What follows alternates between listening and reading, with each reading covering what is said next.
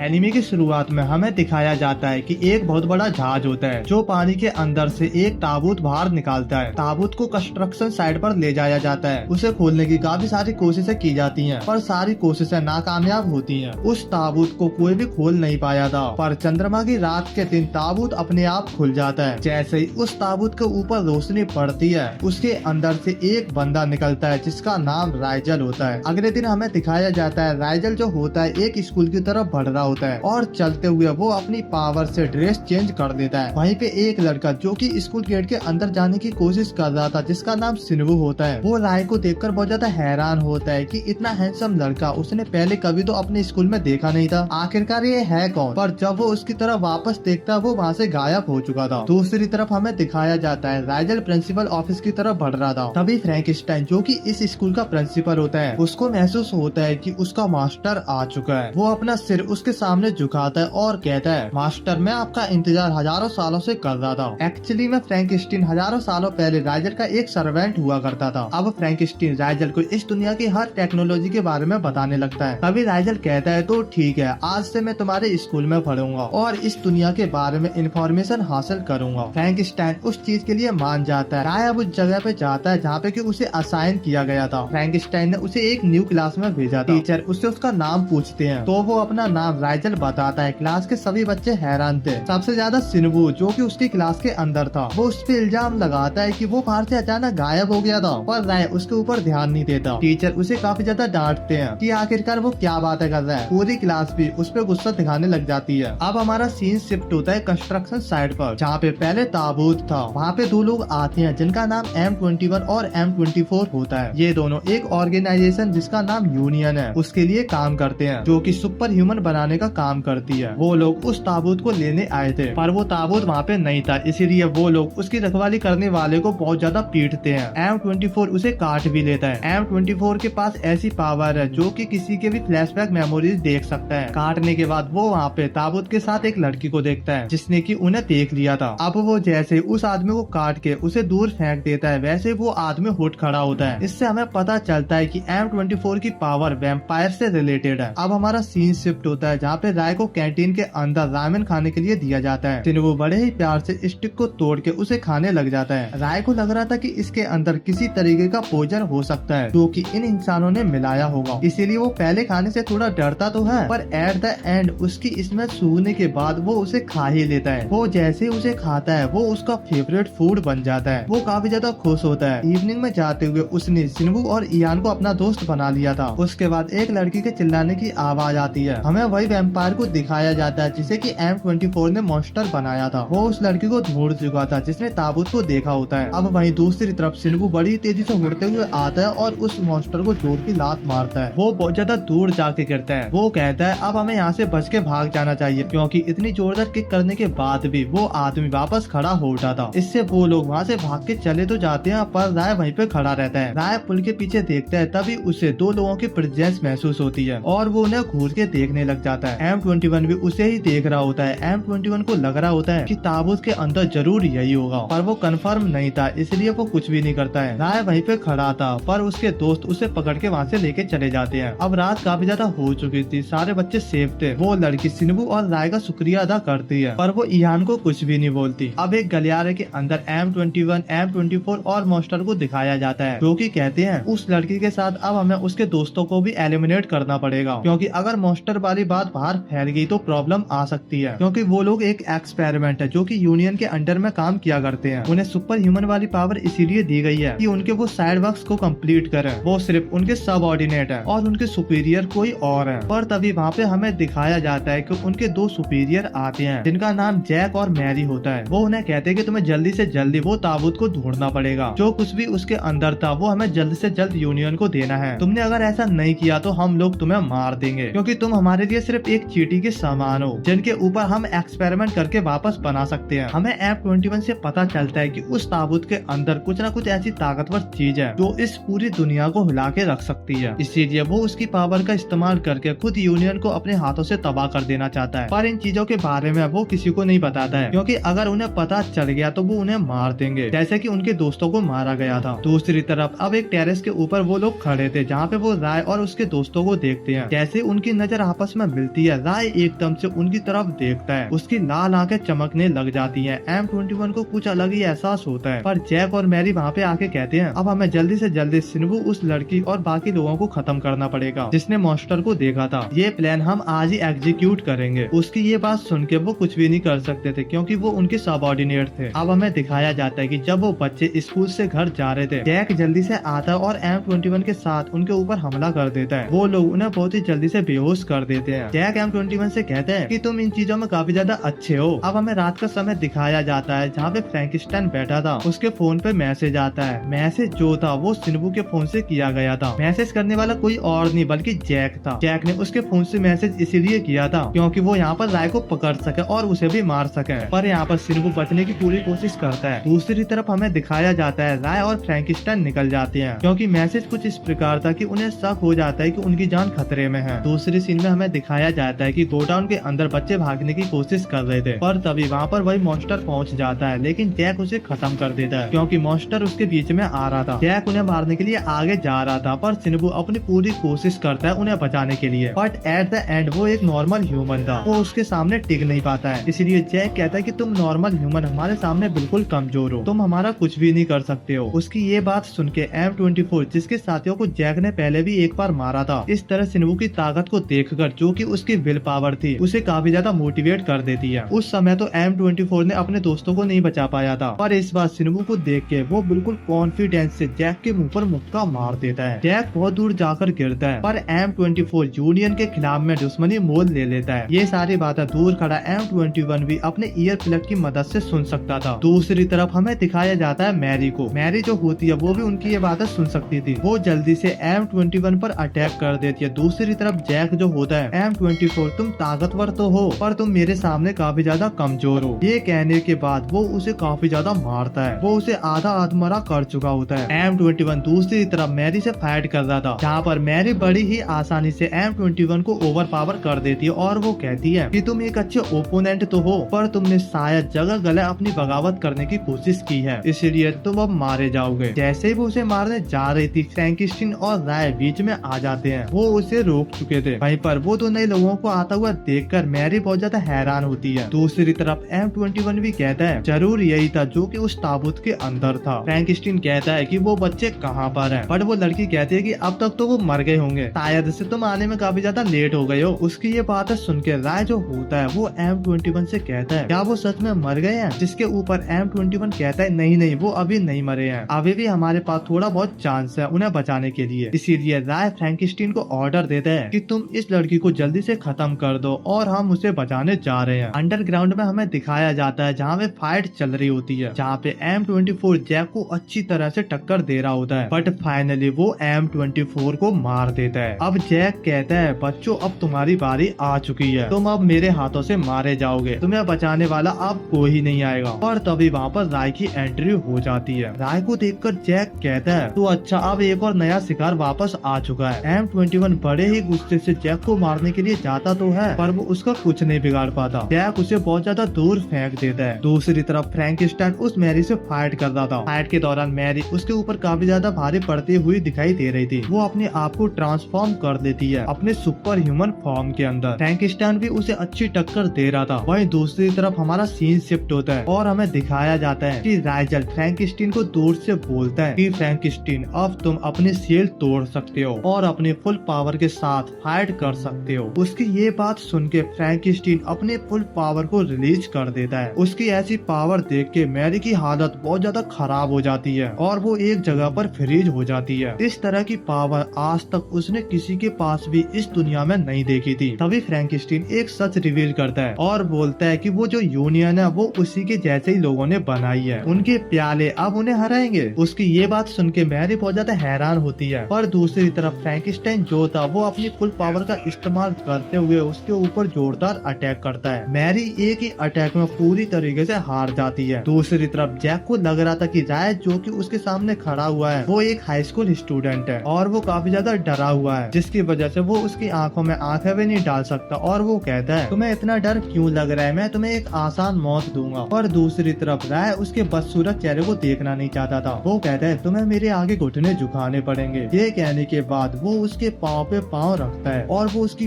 Power से वो नीचे झुक जाता है। अपनी बेइज्जती देखकर जैक काफी जोर से उसके ऊपर अटैक करने जाता तो है, पर उसके ये अटैक काम नहीं आते हैं। भाई राय का ऑरा इतना ज्यादा था कि उसका ऑरा माइनस हो जाता है। एक्चुअली में राय वही बंदा था जो कि उस ताबूत से बाहर निकला था हजारों सालों के बाद। तो भाई ऐसे कैसे कोई भी बंदा उसे इतनी आसानी से हरा सकता है। वह राय बड़े ही आसानी से जैक का मुंह जमीन पर बार बार मारता है। आसपास की बिल्डिंगें हिलने लग जाती हैं। तभी जैक पूरी तरीके से मॉन्स्टर फॉर्म में बदलता है, पर वो चीज भी उसके लिए कुछ काम नहीं आती है। वहीं राय जो था अपने दोस्तों को बेहोश कर देता है। जैक अब पूरी तरीके से मॉन्स्टर फॉर्म में आ जाता है और वो पूरी ताकत से राय को एक मुक्का मारता है, लेकिन राय उसे आसानी से रोक देता है। वो उसे एक ही जगह पे पैरालाइज कर देता और कहता है अब समय आ चुका है तुम्हारे खत्म होने का। एंड ऐसा बोलने के बाद वो उसके ब्लड को मैनिपुलेट करने लग जाता है और ब्लड टेक्निक का यूज करके उसे ब्लास्ट कर देता है, जिस वजह से भयंकर तरीके से खून की बारिश होने लग जाती है। ये देखकर M21 की फटके 4 हो जाती है और यहीं पर ये सब कुछ खत्म हो जाता है। उसके बाद हमें कुछ दिनों के बाद का सीन दिखाया जाता है जहाँ पर फ्रैंकेनस्टीन और राइजल ने सबकी मेमोरी मिटा दी है, जैसे कि कोई कुछ जानता ही नहीं था। M21 भी सब भूल चुका था एंड फ्रैंकेनस्टीन उसे सिक्योरिटी गार्ड की जॉब दे देता है। अब हमारा सीन शिफ्ट होता है और हम एक यूनियन नाम के ग्रुप को देखते हैं जिन्होंने एक मिलिट्री कैंप पर अटैक किया होता है और उनका मिशन एक साइंटिस्ट को ले जाना था। कुछ ही देर में यूनियन ग्रुप मिलकर काफी आसानी से मिलिट्री के सभी सोल्जर्स को मारकर उस साइंटिस्ट को भी ले जाते हैं। मिशन पूरा होने के बाद उनका लीडर सभी ग्रुप मेंबर्स को बताता है कि उनका अगला मिशन जापान में है, तो अब उन्हें जापान के लिए निकलना होगा। जिसके बाद हम सिम्बू और यहान को देखते हैं। साथ ही में हमें पता चलता है कि सिम्बू का हाथ टूटा हुआ था, जिसकी वजह से वो काफी टाइम से स्कूल नहीं जा पा रहा था और अब काफी लंबे टाइम के बाद सिम्बू को स्कूल जाने को मिल रहा है, जिसकी वजह से वो काफी खुश है। जैसे ही वो स्कूल में जाते हैं वो दोनों देखते हैं कि सभी लड़कियां एक सिक्योरिटी गार्ड के पीछे पागल हो रखी हैं, क्योंकि वो देखने में काफी ज्यादा अच्छा है और उसका नाम M21 है। सिम्बू और यहान भी M21 के पास जाते हैं और M21 सिम्बू से पूछता है कि उसके हाथ में ये चोट कैसे लग गई, जिस पर सिम्बू बताता है कि वो कार के नीचे आ गया था। तभी हम दो लोगों को देखते हैं जो खिड़की से M21 को देख रहे होते हैं और सोच रहे थे कि उनका M21 को अपने साथ रखने का डिसीजन अभी तक तो ठीक ही लग रहा है। तभी हम पास्ट का सीन देखते हैं जहाँ M21 उन दोनों को बता रहा होता है कि उसे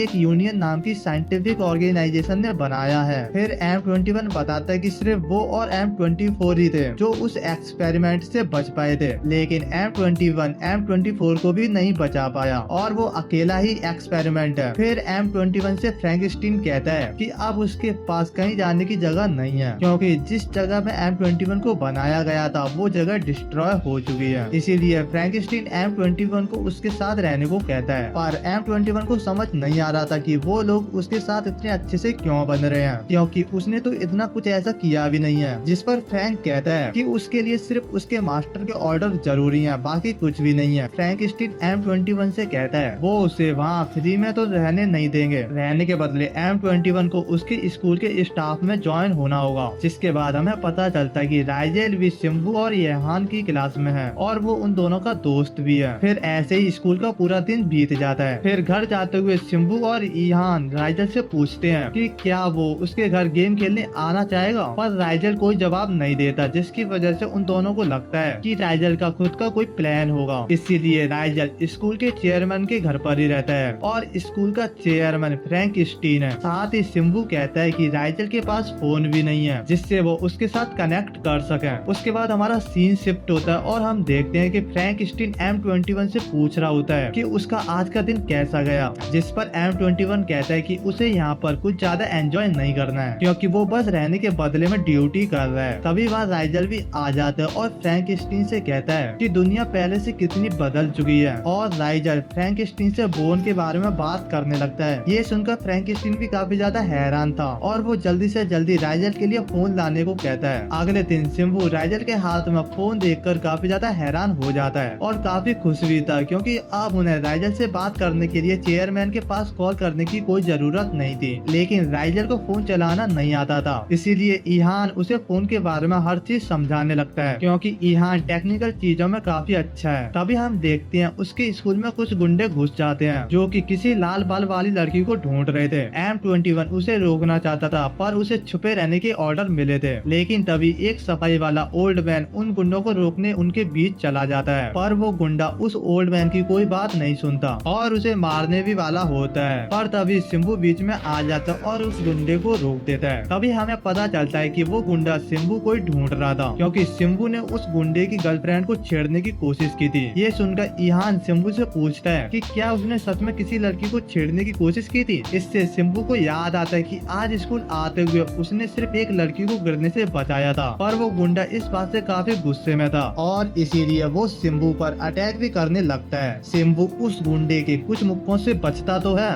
पर पहले से हाथ टूटा होने की वजह से वो ज्यादा देर तक नहीं बच पाता और शिम्बू को एक मुक्का भी लग जाता है। फिर वो गुंडे शिम्बू को और मारने लगते हैं, पर शिम्बू वापस खड़ा हो जाता है और उस गुंडे को भी एक मुक्का मारता है। इससे वो गुंडा और गुस्से में आ जाता है और लगातार शिम्बू को मुक्के से मारने लगता है, जिस वजह से शिम्बू जमीन पर गिर जाता है। तभी वो ओल्ड मैन वापस आता है, पर इस बार वो गुंडा उस ओल्ड मैन को उठा लेता है। लेकिन तभी M21 वहाँ आ जाता है और ओल्ड मैन को छोड़ने को कहता है, पर वो गुंडा M21 को ही मारने के लिए आगे आ जाता है। लेकिन M21 आसानी से उस गुंडे को जमीन पर गिरा देता है और ये देखकर सभी काफी ज्यादा हैरान थे कि M21 ने इतनी आसानी से इतने स्ट्रॉन्ग गुंडे को कैसे गिरा दिया। फिर वो गुंडा M21 से अपने आप को छुड़ाने की कोशिश करता है, पर उसकी कितनी भी कोशिश करने के बाद M21 हिल भी नहीं रहा था। तभी M21 उस गुंडे को उठाकर फेंक देता है, जिससे वो गुंडा कार से टकरा जाता है और वहीं गिर जाता है। फिर M21 उस गुंडे के पास आता है और उससे कहता है कि अगर अभी कोई उन्हें देख नहीं रहा होता तो अब तक वो मर चुका होता। ये सुनकर वो गुंडा और ज्यादा डर जाता है और अपने साथियों के साथ वहाँ से भाग जाता है। फिर सभी स्टूडेंट M21 के पास आते हैं और उसकी तारीफ करने लगते हैं, क्योंकि उन्हें पता नहीं था कि M21 इतना ज्यादा स्ट्रॉन्ग है। उसी रात M21 याद करता है कि कैसे उसका और उसके साथ वाले एक्सपेरिमेंट का जन्म हुआ था और कैसे वो M24 के साथ दोस्त बनकर चला गया। तभी फ्रैंक M21 के पास आ जाता है और M21 से कहता है कि मुझे पता चला कि आज स्कूल में क्या हुआ, जिसके लिए M21 माफी मांगता है, क्योंकि उसे छुपे रहने के ऑर्डर्स मिले थे। लेकिन फिर भी वो सभी के सामने आ गया, जिस पर फ्रैंकस्टीन कहता है कि उसे माफी मांगने की कोई जरूरत नहीं है, क्योंकि M21 ने जो किया वो सही था। जिसके बाद हम उसी यूनियन ग्रुप को देखते हैं जो कि जापान में आ चुके थे और उनका लीडर उन्हें बताता है कि इस बार उनका मिशन फाइटिंग नहीं है, इस बार उन्हें इन्वेस्टिगेशन करना है। एक एक्सपेरिमेंट है जो आजाद घूम रहा है, उन्हें उसका पता लगाना होगा। अगले सीन में M21 गेट बंद कर रहा होता है, तभी सामने से एक लड़का और एक लड़की आ जाते हैं। M21 जैसे उन्हें देखता है उसे बिल्कुल वैसी पावर महसूस होती है जैसे कि राइजल से होती है। फिर वो लड़का M21 से हेड ऑफिस का रास्ता पूछता है, जिसके बाद वो दोनों फ्रैंकस्टीन के सामने आ जाते हैं। फिर वो लड़का अपना नाम रेगिस बताता है और वो लड़की अपना नाम सेरा बताती है। फिर रेगिस कहता है कि उसने सुना है कि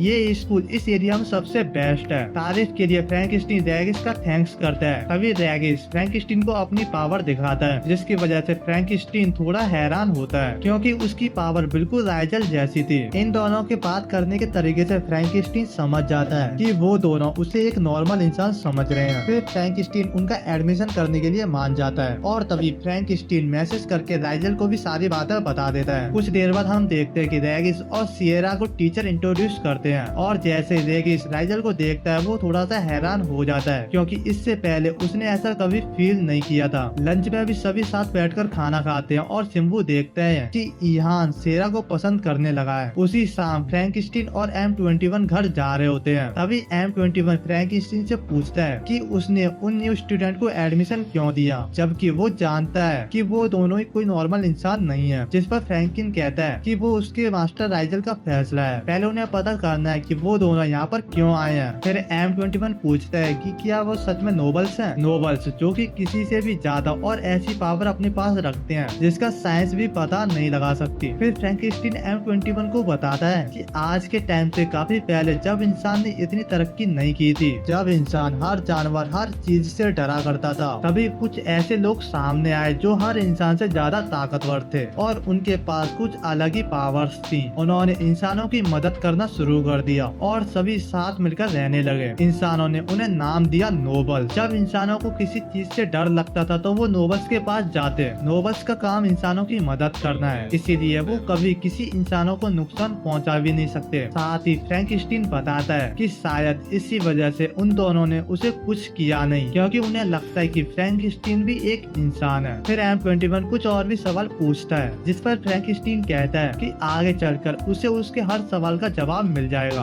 जब M21 और फ्रैंकिस्टीन घर पहुंचते हैं, वो देखते हैं कि सिम्बू, ईहान, वेगस और सियरा भी उसके घर पर ही थे। फ्रैंकिस्टीन को उनका आना पसंद नहीं आता क्योंकि उन्होंने आते ही पूरा घर गंदा कर दिया था, पर वो कुछ कह भी नहीं सकता था क्योंकि राइजल उन्हें ही घर लेकर आया था। पर सिम्बू कहता है कि वेगस और सियरा को भी फ्रैंकिस्टीन के घर पर ही रहना चाहिए क्योंकि वो दोनों अभी अभी यहाँ पर शिफ्ट हुए हैं, तो उनके पास कोई रहने की जगह नहीं होगी। फिर सिम्बू राइजल से पूछता है कि उसे उन दोनों के यहाँ रहने से कोई दिक्कत तो नहीं है ना, जिस पर राइजल मना करते हुए कहता है कि उसे बिल्कुल भी कोई दिक्कत नहीं है। अब राइजल के ऐसा कहने की वजह से फ्रैंकिस्टीन को भी उनके रहने के लिए मानना पड़ता है। हालांकि फ्रैंकिस्टीन ये नहीं चाहता था। कुछ देर बाद फ्रैंकिस्टीन और M21 दोनों मिलकर बर्तन धो रहे होते हैं, तभी सियरा भी वहाँ आती है और उनकी मदद करने को कहती है। पर फ्रैंकिस्टीन कहता है कि उसे इतनी मेहनत करने की कोई जरूरत नहीं है और बताता है कि उसका रूम तैयार हो चुका है, तो वो अपने रूम में जा सकती है। सियरा जाने लगती है, तभी वो M21 के हाथ पर एक टैटू देखती है। सियरा उस टैटू के बारे में रेगस को बताती है। उसके साथ ही उसे पता चलता है कि ऑर्गेनाइजेशन ने अपने एक्सपेरिमेंट्स को इस तरह के टैटू दिए थे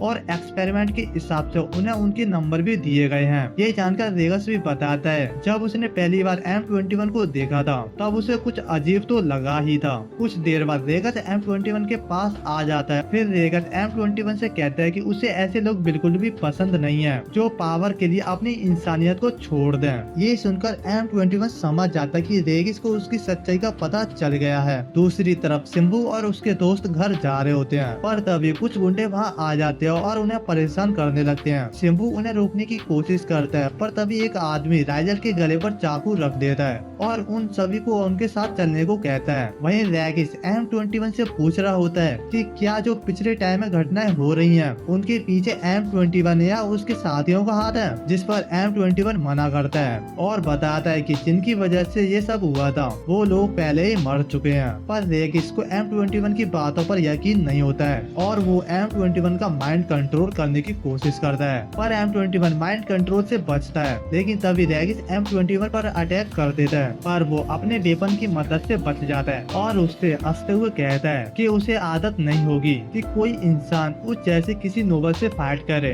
M21 रेगिस पर अटैक करता है, पर रेगिस M21 का हाथ पकड़कर उसे फेंक देता है। तभी सियरा रेगिस को माइंड टू माइंड बताती है कि वो और उसके दोस्त थोड़ी मुसीबत में हैं। वहीं हम देखते हैं कि ये सब कुछ उसी गुंडे का किया होता है जो कुछ दिन पहले उसके स्कूल में आया था और आज वो अपने साथियों के साथ सिम्बू से बदला लेने के लिए आया है। सिम्बू अपने दोस्तों को पीछे होने को कहता है और खुद अकेले सभी गुंडों से फाइट करने लगता है। सभी गुंडे सिम्बू को मारने के लिए आगे आते हैं, पर सिम्बू अकेले ही उन सभी से फाइट कर रहा था। वो गुंडे बहुत सारे थे, जिसकी वजह से वो धीरे धीरे सिम्बू पर भारी पड़ने लगते हैं। तभी वहाँ रेगिस और M21 आ जाते हैं।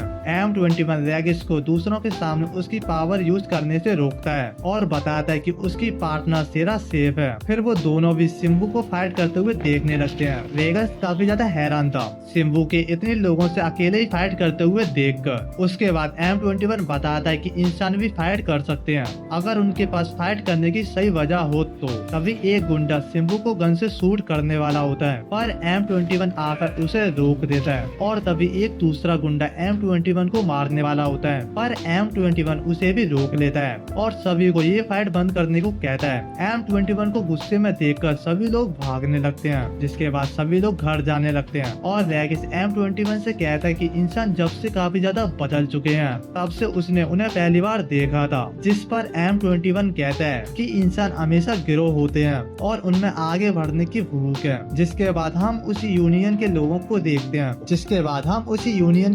देखते हैं। तभी उनकी टीम का हैकर ताओ उन्हें बताता है कि कुछ दिन पहले यहाँ एक डिस्ट्रक्शन हुआ था और उसे देखकर लगता है कि वो किसी इंसान का तो काम नहीं हो सकता है। साथ ही 2 एक्सपेरिमेंट्स को यहाँ पर भेजा गया था, M21 और M24, और कहा जा रहा है कि वो दोनों मारे जा चुके हैं। उनका लीडर कहता है कि जब तक वो खुद कंफर्म नहीं कर लेते हैं कि वो मर चुके हैं, उन्हें इस बात पर भरोसा नहीं करना चाहिए। फिर लीडर ताओ को इन्फॉर्मेशन निकालने को कहता है जिससे इन्हें मिशन में मदद मिल सके। अगले दिन ईहान रेगिस से काफी प्यार से बात कर रहा होता है, जिसकी वजह से सिम्बू को लगने लगता है कि ईहान को लड़कियों से ज्यादा लड़के पसंद है। जिसके बाद रेगिस और सियरा M21 के साथ छत पर होते हैं। रेगिस M21 को कुछ ऐसा करने को को मना करता है जो गलत हो। फिर M21 रेगिस से पूछता है कि वो और सीरा हर रात क्यों बाहर जाते हैं, क्योंकि उन जैसे बच्चों को रात में बाहर नहीं जाना चाहिए। ये सुनकर रेगिस चिढ़ जाता है और कहने लगता है कि उसे पता ही था कि M21 उनकी जासूसी कर रहा है। उसी रात सिन्बू ईहान से कुछ खाने के लिए लाने को कह रहा होता है, पर ईहान अपने अंकल के लिए सिक्योरिटी चेक कर रहा था। ईहान सिन्बू को बताता है कि उसे भी भूख लग रही है, इस वजह से वो कुछ भी नहीं कर सकता है। ये सुनकर सिन्बू खुद ही अपने और ईहान के लिए कुछ बनाने के लिए चला जाता है। तभी ईहान को सिक्योरिटी में कुछ दिक्कत आती है। ये देखकर वो सोचता है कि कोई शरारत करने की कोशिश कर रहा होगा। वहीं हम देखते हैं कि वो ताओ था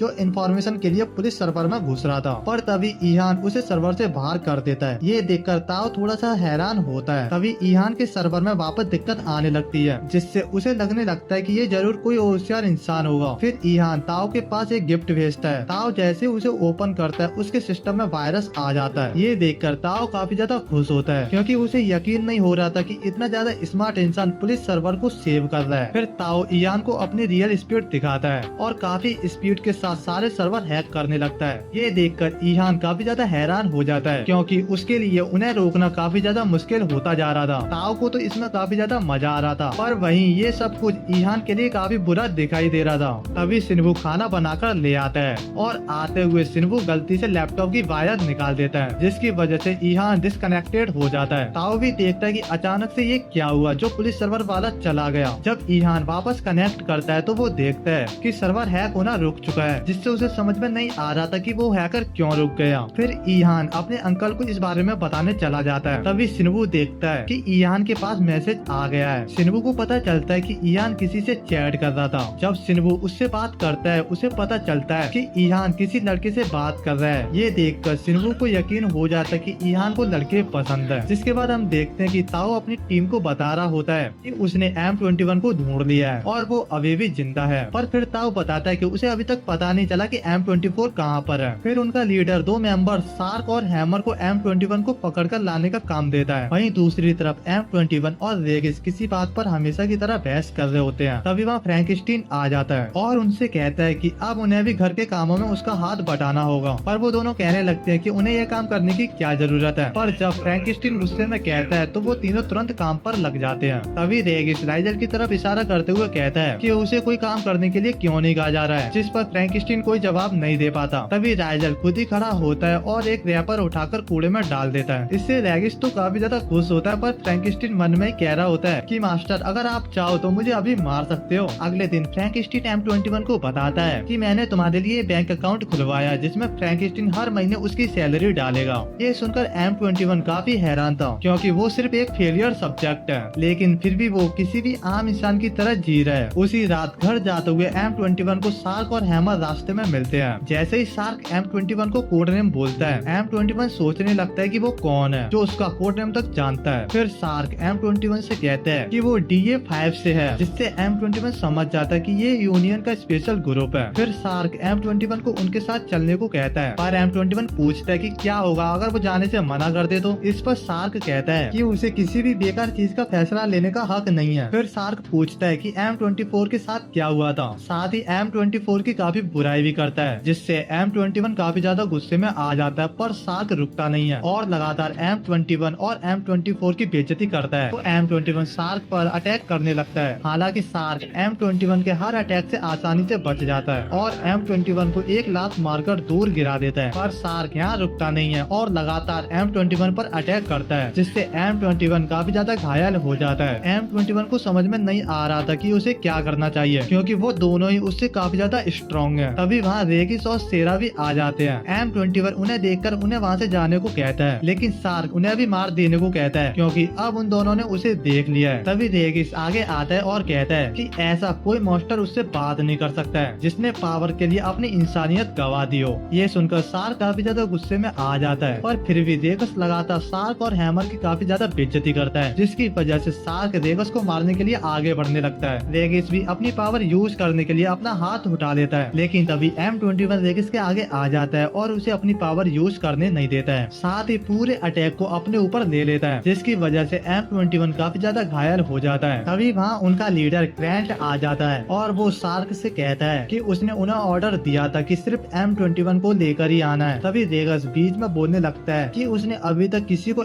M21 को ले जाने की परमिशन नहीं दी है। पर तभी M21 चिल्लाकर रेगस को चुप होने के लिए कहता है। फिर ग्रैंट M21 से पूछता है कि क्या वो दोनों उसके मिशन में उसके साथ हैं, जिस पर M21 कहता है कि वो उसके साथ नहीं है, वो दोनों कुछ भी नहीं है। फिर ग्रैंट सभी को चलने को कहता है, पर सार्क ग्रैंट से कहता है कि वो ऐसे ही उन दोनों को नहीं छोड़ सकते, जिस पर ग्रैंट कहता है कि उन्हें इस मामले को और ज्यादा बढ़ाने की जरूरत नहीं है। फिर वो तीनों M21 को लेकर वहाँ से चले जाते हैं। रेगस काफी ज्यादा गुस्से में लग रहा था, क्योंकि उसे ऐसा लग रहा था कि M21 ने उसे धोखा दिया है। वहीं फ्रैंकिस्टीन और राइजर साथ बैठकर चाय एंजॉय कर रहे होते हैं, लेकिन तभी रेगिस और सेरा वहाँ आ जाते हैं। रेगस को देखकर फ्रैंकिस्टीन समझ जाता है कि कुछ गलत हुआ है, इसीलिए फ्रैंकिस्टीन उससे पूछता है कि क्या हुआ, पर रेगस कुछ भी नहीं बता रहा था। इसीलिए फ्रैंकिस्टीन सेरा से पूछता है, तो सेरा बताते हैं कि M21 अपने दोस्तों के साथ कहीं चला गया है। ये जानकर फ्रैंकिस्टीन को लगने लगता है कि कहीं M21 यहाँ राइजल के बारे में इंफॉर्मेशन इकट्ठा करने के लिए तो नहीं आया था, तो ये उनके लिए काफी बुरी बात है। दूसरी तरफ ग्रैंट M21 से काफी सारे सवाल पूछ रहा था, पर M21 किसी भी सवाल का जवाब देने के लिए तैयार नहीं था। M21 समझ जाता है कि उनके पास कोई और सोर्स नहीं है जिससे वो इन्फॉर्मेशन ले सके, इसीलिए M21 उनसे इन्फॉर्मेशन देने के बदले अपने पुराने दोस्तों की डिटेल मांगता है। वो लोग उसको डिटेल देने के लिए मान जाते हैं, जिसके बाद हम देखते हैं कि ईहान को ताओ की तरफ से मिलने के लिए मैसेज मिलता है। फिर कुछ देर बाद ईहान ताओ से मिलता भी है। ताओ ईहान के स्किल्स की काफी ज्यादा तारीफ करता है, क्योंकि जो कुछ उसने किया वो किसी भी स्कूल स्टूडेंट के लिए आसान नहीं है। वहीं दूसरी तरफ सिनबू सेरा के साथ शॉपिंग करके वापस आ रहा होता है, लेकिन तभी वो देखते हैं कि कुछ गुंडे लोग एक आदमी से पैसे छीनने की कोशिश कर रहे होते हैं, तो सिनबू उसकी मदद करने के लिए आगे जाने लगता है। और हम देखते हैं कि जिस आदमी से वो गुंडे लोग पैसे छीनने की कोशिश कर रहे थे वो डीए ग्रुप 5 का मेंबर ताकेओ है। सिनबू काफी आसानी से उन गुंडों को पीटकर ताइको को बचा लेता है। ताकेओ सिनबू को थैंक्स करता है मदद के लिए। फिर सिनबू ताकेओ से बहुत सारी बातें करता है और उसे ताकेओ से मिलकर काफी ज्यादा अच्छा भी लगता है। वहीं दूसरी तरफ ईहान को भी ताओ के साथ काफी ज्यादा मजा आ रहा था, क्योंकि ताओ बिल्कुल ईहान की तरह था। दूसरी तरफ ताकेओ सिनबू को अपने लिटिल सिस्टर के बारे में बताता है, जो कि लगभग उन्हीं की एज की है, पर ताकेओ बताता है कि वो अपनी सिस्टर से काफी लंबे टाइम से मिला नहीं है। तभी सिनबू के पास चेयरमैन के घर पर मिलने के लिए मैसेज आते हैं, जिसकी वजह से उसे और सेरा को जल्दी से वहाँ से जाना पड़ता है। जाते हुए सिनबू ताकेओ से कहता है कि वो आगे से मुसीबत में ना फंसे। उसी शाम हम देखते हैं कि ताकेओ और ताओ साथ में बातें कर रहे होते हैं, और उनकी बातों से हमें पता चलता है कि यूनियन ने ताकेओ की सिस्टर को होस्टेस बना रखा है, जिसकी वजह से ताकेओ को ये सभी गलत काम करने पड़ते हैं। फिर ताकेओ कहता है कि उसके पास जीने का सिर्फ एक ही सहारा है, जो कि उसकी सिस्टर है, और वो उसके लिए कुछ भी कर सकता है। रात में सार्क और हैमर M21 के पास जाते हैं और उसे इन्फॉर्मेशन देने के लिए कहते हैं, पर M21 शर्त पूरी होने से पहले ही कुछ भी बताने से मना कर देता है और सार्क से कहता है कि अगर तुमने मुझे मारने की कोशिश की तो उन्हें कभी भी इन्फॉर्मेशन नहीं मिल पाएगी, और इन सब का जिम्मेदार सिर्फ सार्क होगा। तभी वहाँ पर ताओ और ताकेओ आ जाते हैं। ताकेओ सार्क से M21 को अकेला छोड़ने को कहता है, पर सार्क ताकेओ से कहता है कि वो हमेशा से ही सभी के लिए काफी ज्यादा सॉफ्ट रहा है। वो मिशन में भी बच्चों और औरतों को जिंदा छोड़ देता था, जबकि उन्हें ऑर्डर्स मिले होते हैं कि किसी को भी जिंदा नहीं छोड़ना है। पर सार्क बताता है कि ताकेओ ने आज तक जितने भी लोगों को छोड़ दिया है, सार्क ने खुद जाकर हर एक को मार दिया है। ये सुनकर ताकेओ काफी ज्यादा गुस्से में आ जाता है। फिर सार्क कहता है कि अब तक तो जरूरी यूनियन ने ताकेओ की सिस्टर को मार भी दिया होगा।